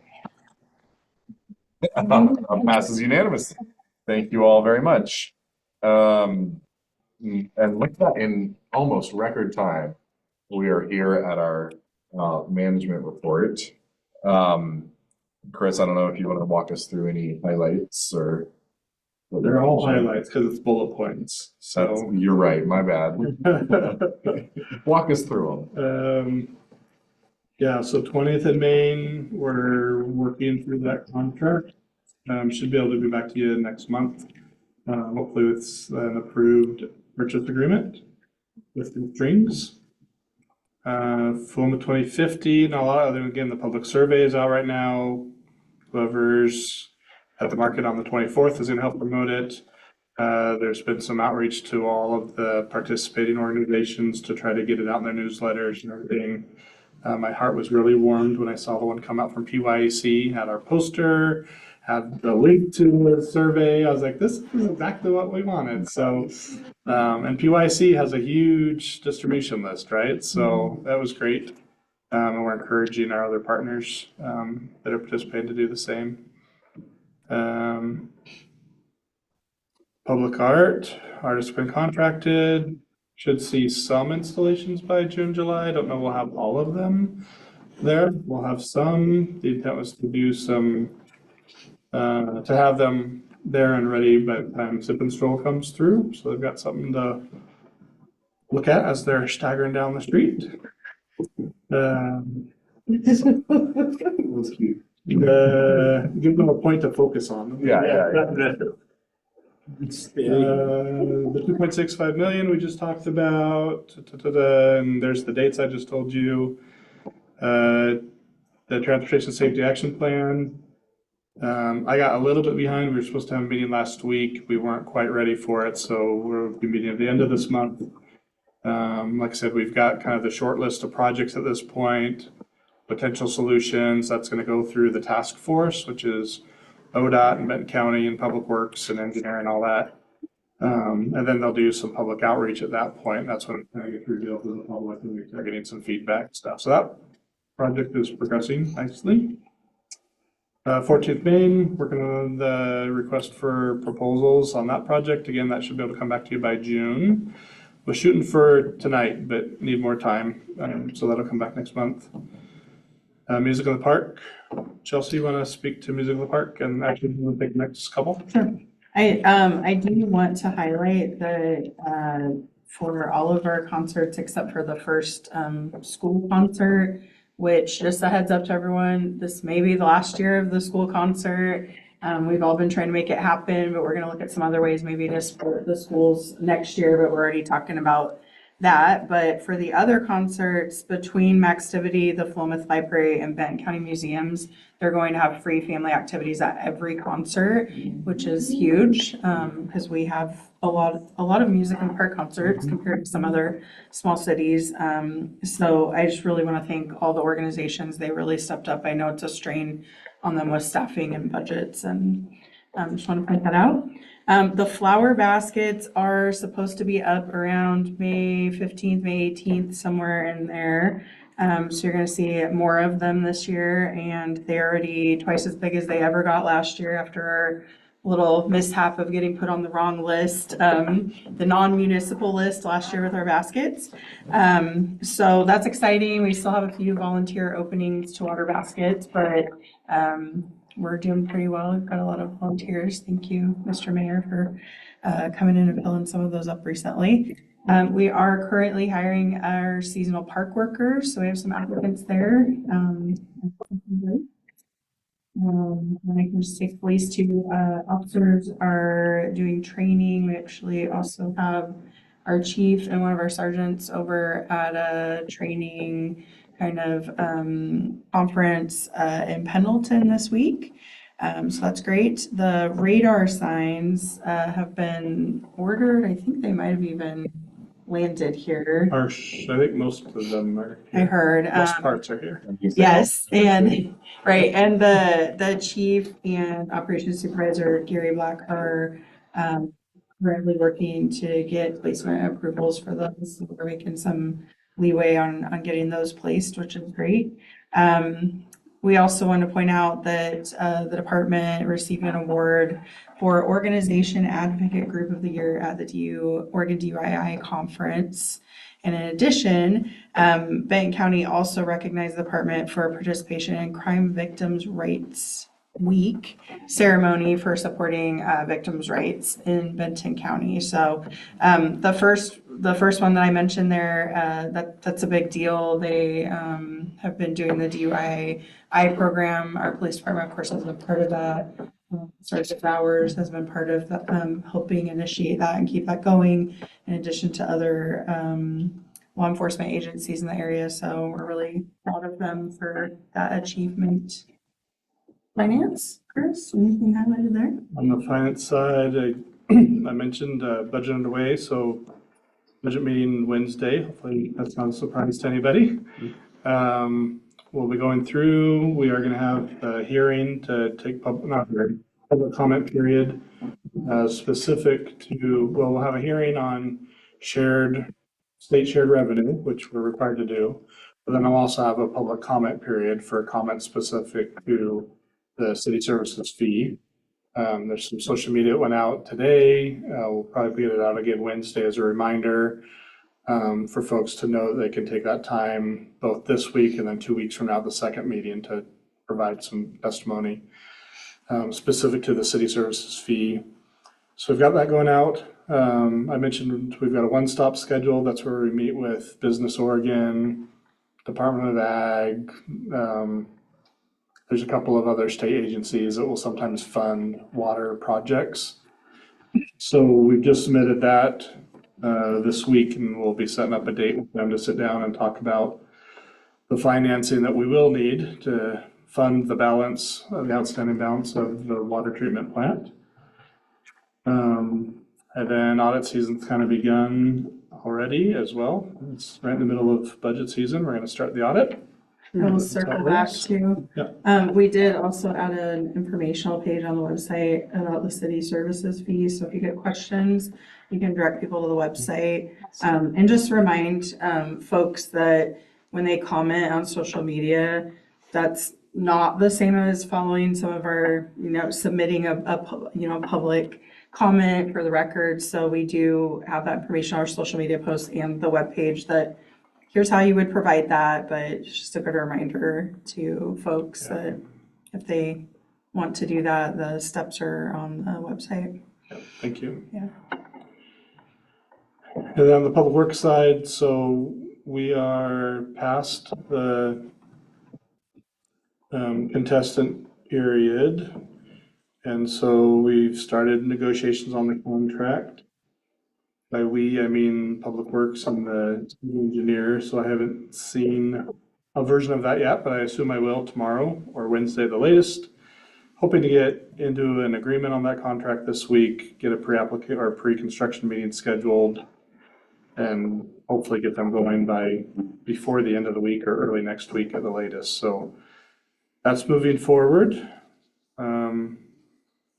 Exercise equipment is moving forward. We do have a ribbon cutting set, so mark on your calendars. June the 9th at 6 p.m. is the scheduled ribbon cutting. We will cut the ribbon on whatever equipment is there, which hopefully will be all of it. Weather pending, et cetera, et cetera. But that'll be a fun event. Encourage anybody, please show up if you can. I think we should all show up wearing. In your workout. I was gonna say we're like track Yes. suits. Yeah. Be ready to test the equipment out. Go. I've had some thoughts on that, but Leg warmers. we'll see how that goes. Let's chat. It's a workout party / Yes. Right. Okay, I'll just say it. I was thinking of reaching out to fitness over 50, to get like a group there.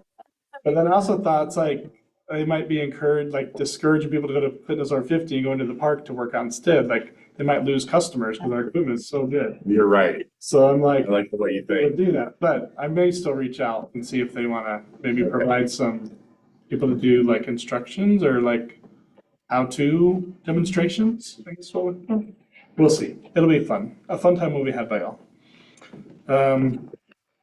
Strategic plan, 11th Street, well, still just waiting on results. Expect that back in the next couple months.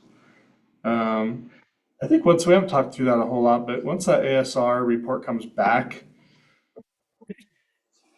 I feel like, especially with the cost of the treatment plant doing what it did, I think that project will kind of sit on the burner for a while. There's nothing imminent about moving into aquifer storage recovery.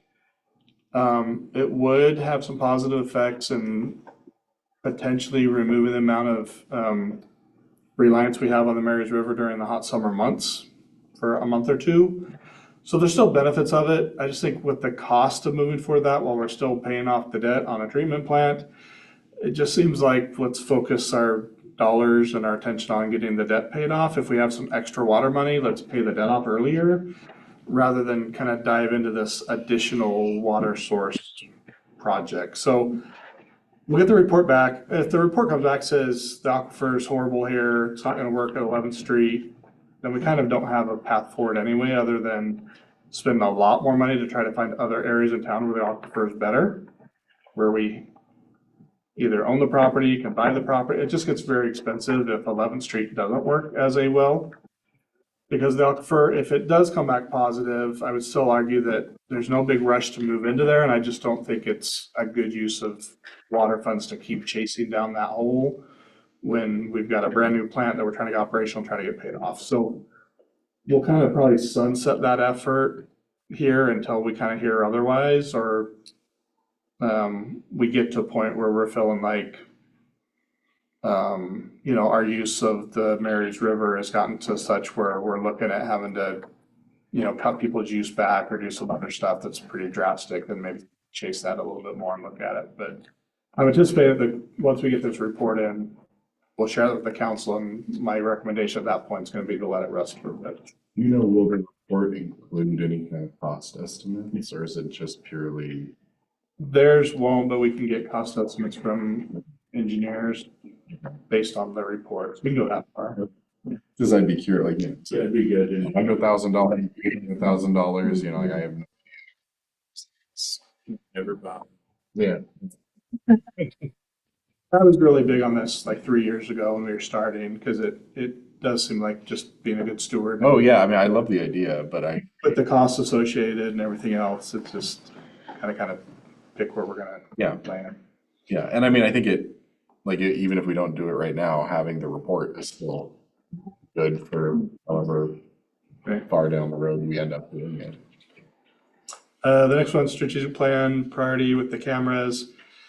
Committed to getting that done by the end of the fiscal year. That may be like literally the one of the 13 items that has to carry into next year. You'll see it in the budget for next year with some dollars there in case we don't finish it this year. We've got money next year allocated to do it. But we're still pushing. There's still a good chance we can get that one done. That's the most iffy one now. The radar signs, looks like we're gonna get that one. The cameras and signage we can get up, the cameras are just tricky, getting the right vendor, getting it lined up. We don't wanna have waste money there, so. We can go old school and go down to Costco and buy a set and put it up, but it's not gonna be very useful to us within a year or two, so we're trying to get it right. Which takes a little bit more time.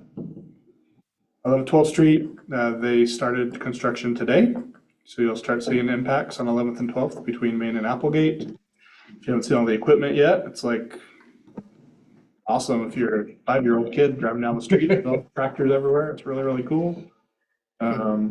But just avoid that area is kind of our message. Just try to stay off of 12th Street. They will keep the street and access open to the businesses that are on there, but just avoid the area if you don't have to be going down those roads. Water flushing, crack seal, been scheduled. It's the 15th, 30th, 15th from Applegate to Cedar Street, a couple of places in there.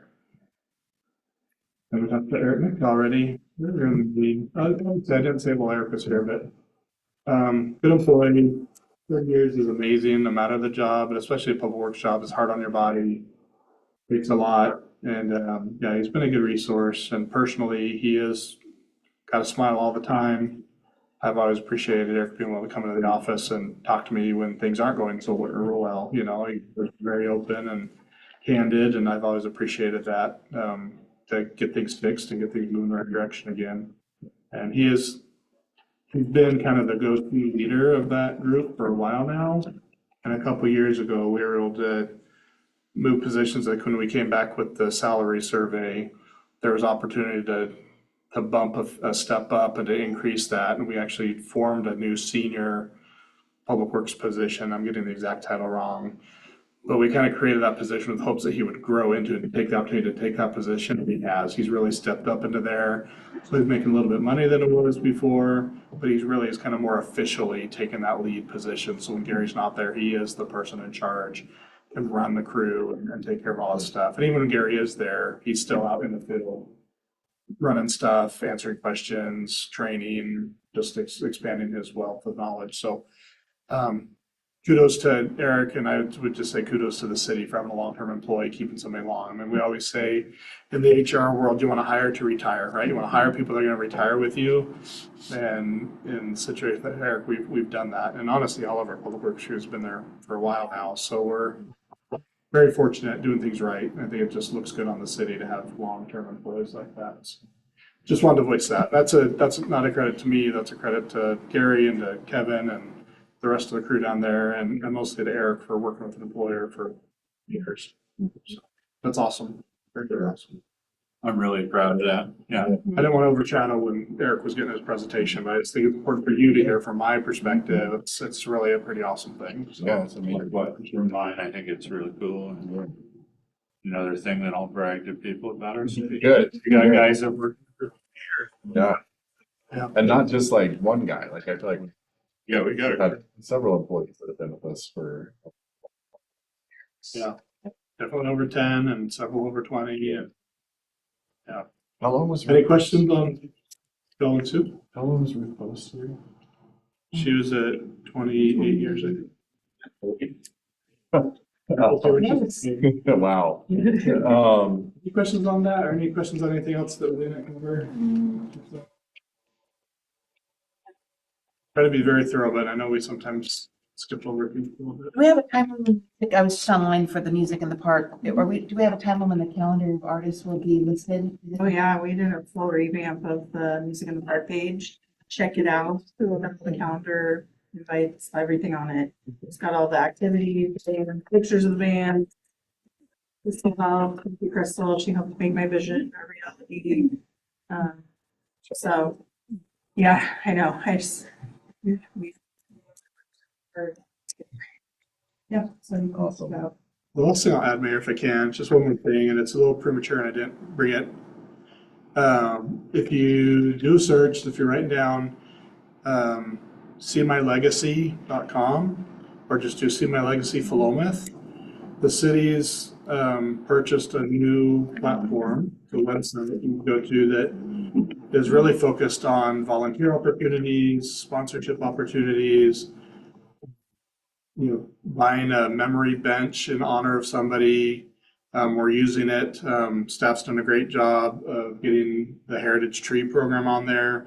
So you can go on there, you see all the trees, you see the map, it shows where they're at, so you can take the tour with a write-up on each of the trees is there.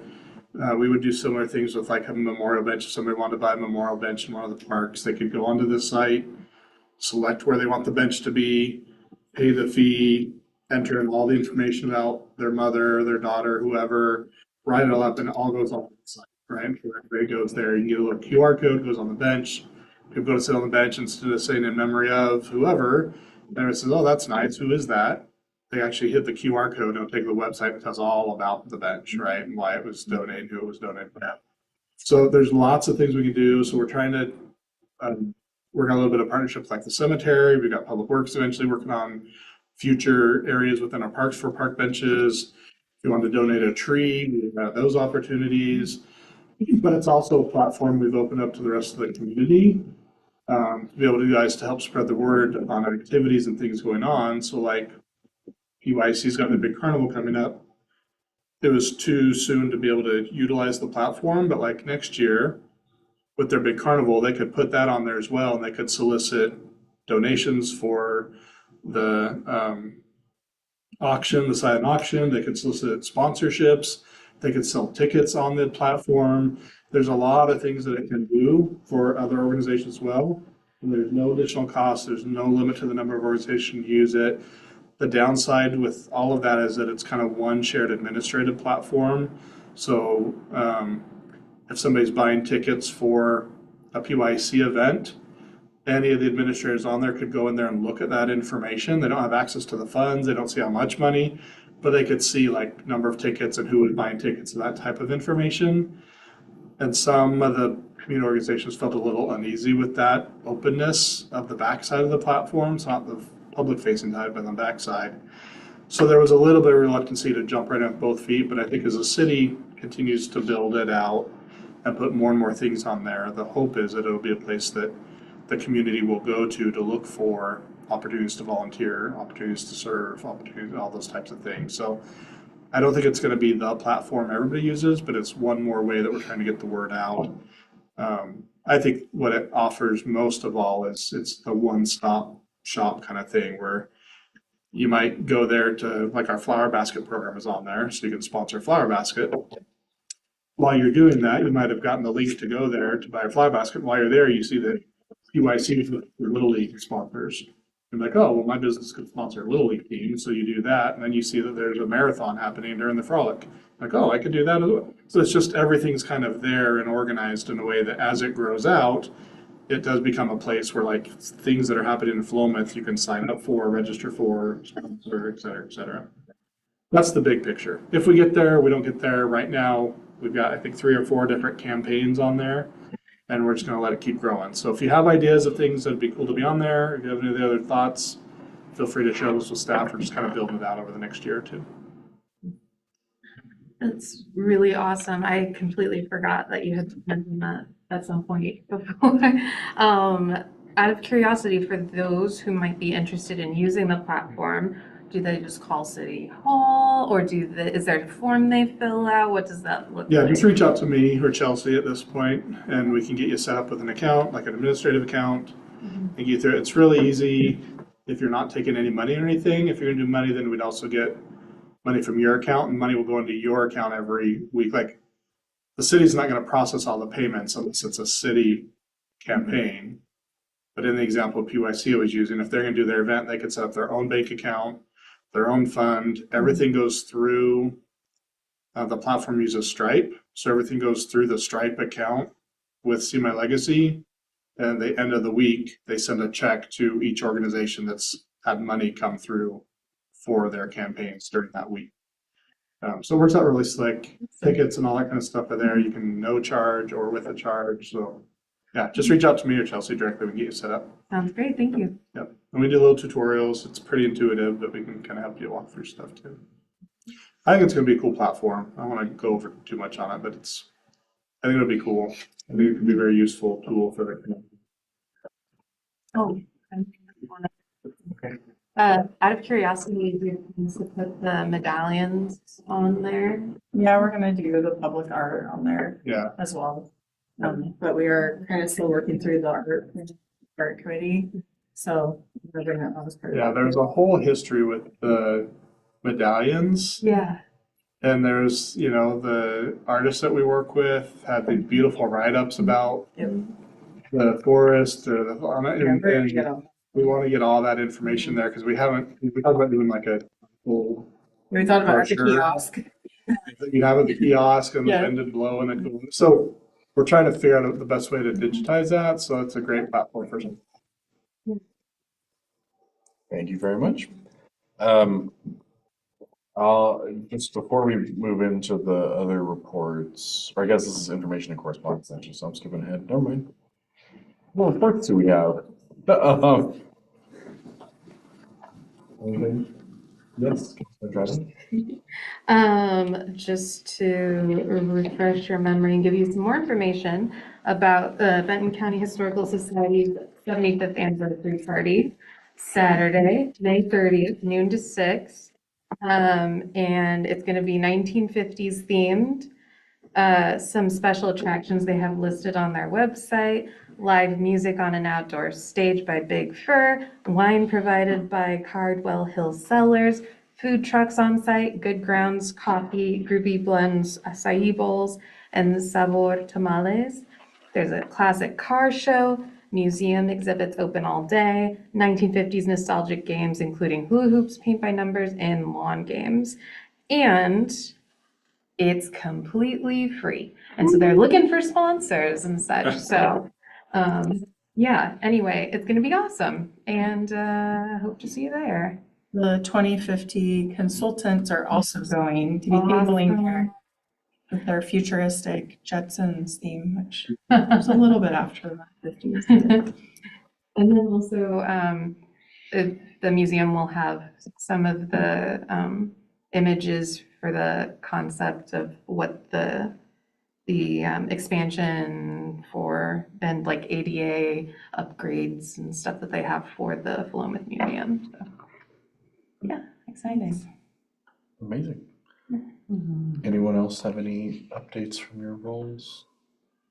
Foundation doesn't meet again until June. Okay. I That works. had scheduling conflicts either with city stuff or that, so I'm way behind, but it's mostly the same kind of thing.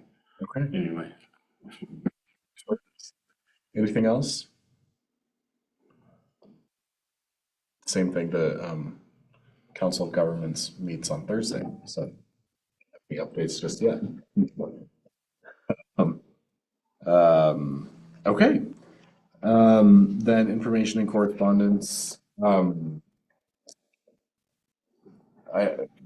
I just didn't know if we wanted, or do we want to talk about this or no? I don't know that we need to, but as we know, organizations keep dropping off things to say, we want donations.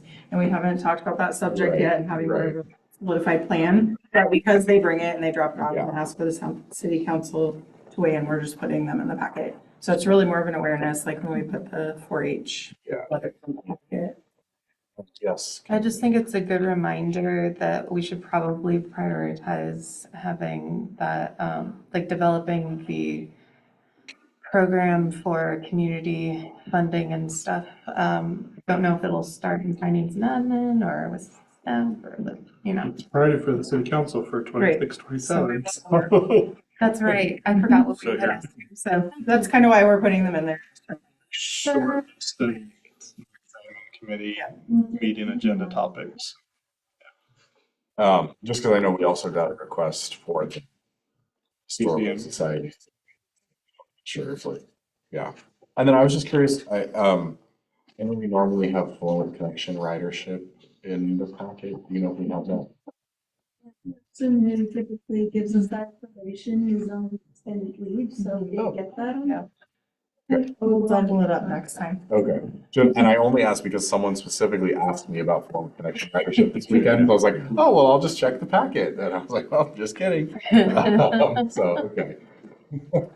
All right. Any other updates for the good of the order? Thank you for the reports. With that, does anyone need a break? Okay, the Philomath City Council will now meet in executive session for the purpose of considering matters related to cybersecurity infrastructure and responses to cybersecurity threats. The executive session is held pursuant to ORS 192.6602P, which allows the council to meet in executive session to conduct these discussions. Designated staff, the news media, and other designated persons shall be allowed to attend the executive session. All other members of the audience are asked to leave the room. No final decision may be made in executive session. At the end of the executive session, we will return to open session and welcome the public back into the room. I would remind the council members and staff that the confidences in this executive session belong to the city council as a body and not to the individual members. These confidences should only be disclosed if the city council as a body approves such a disclosure. If a member or a staff person does not believe that they can maintain these confidences, then I would invite that staff member I keep switching that up. I would invite that member or staff person not to participate in executive session. With that, we will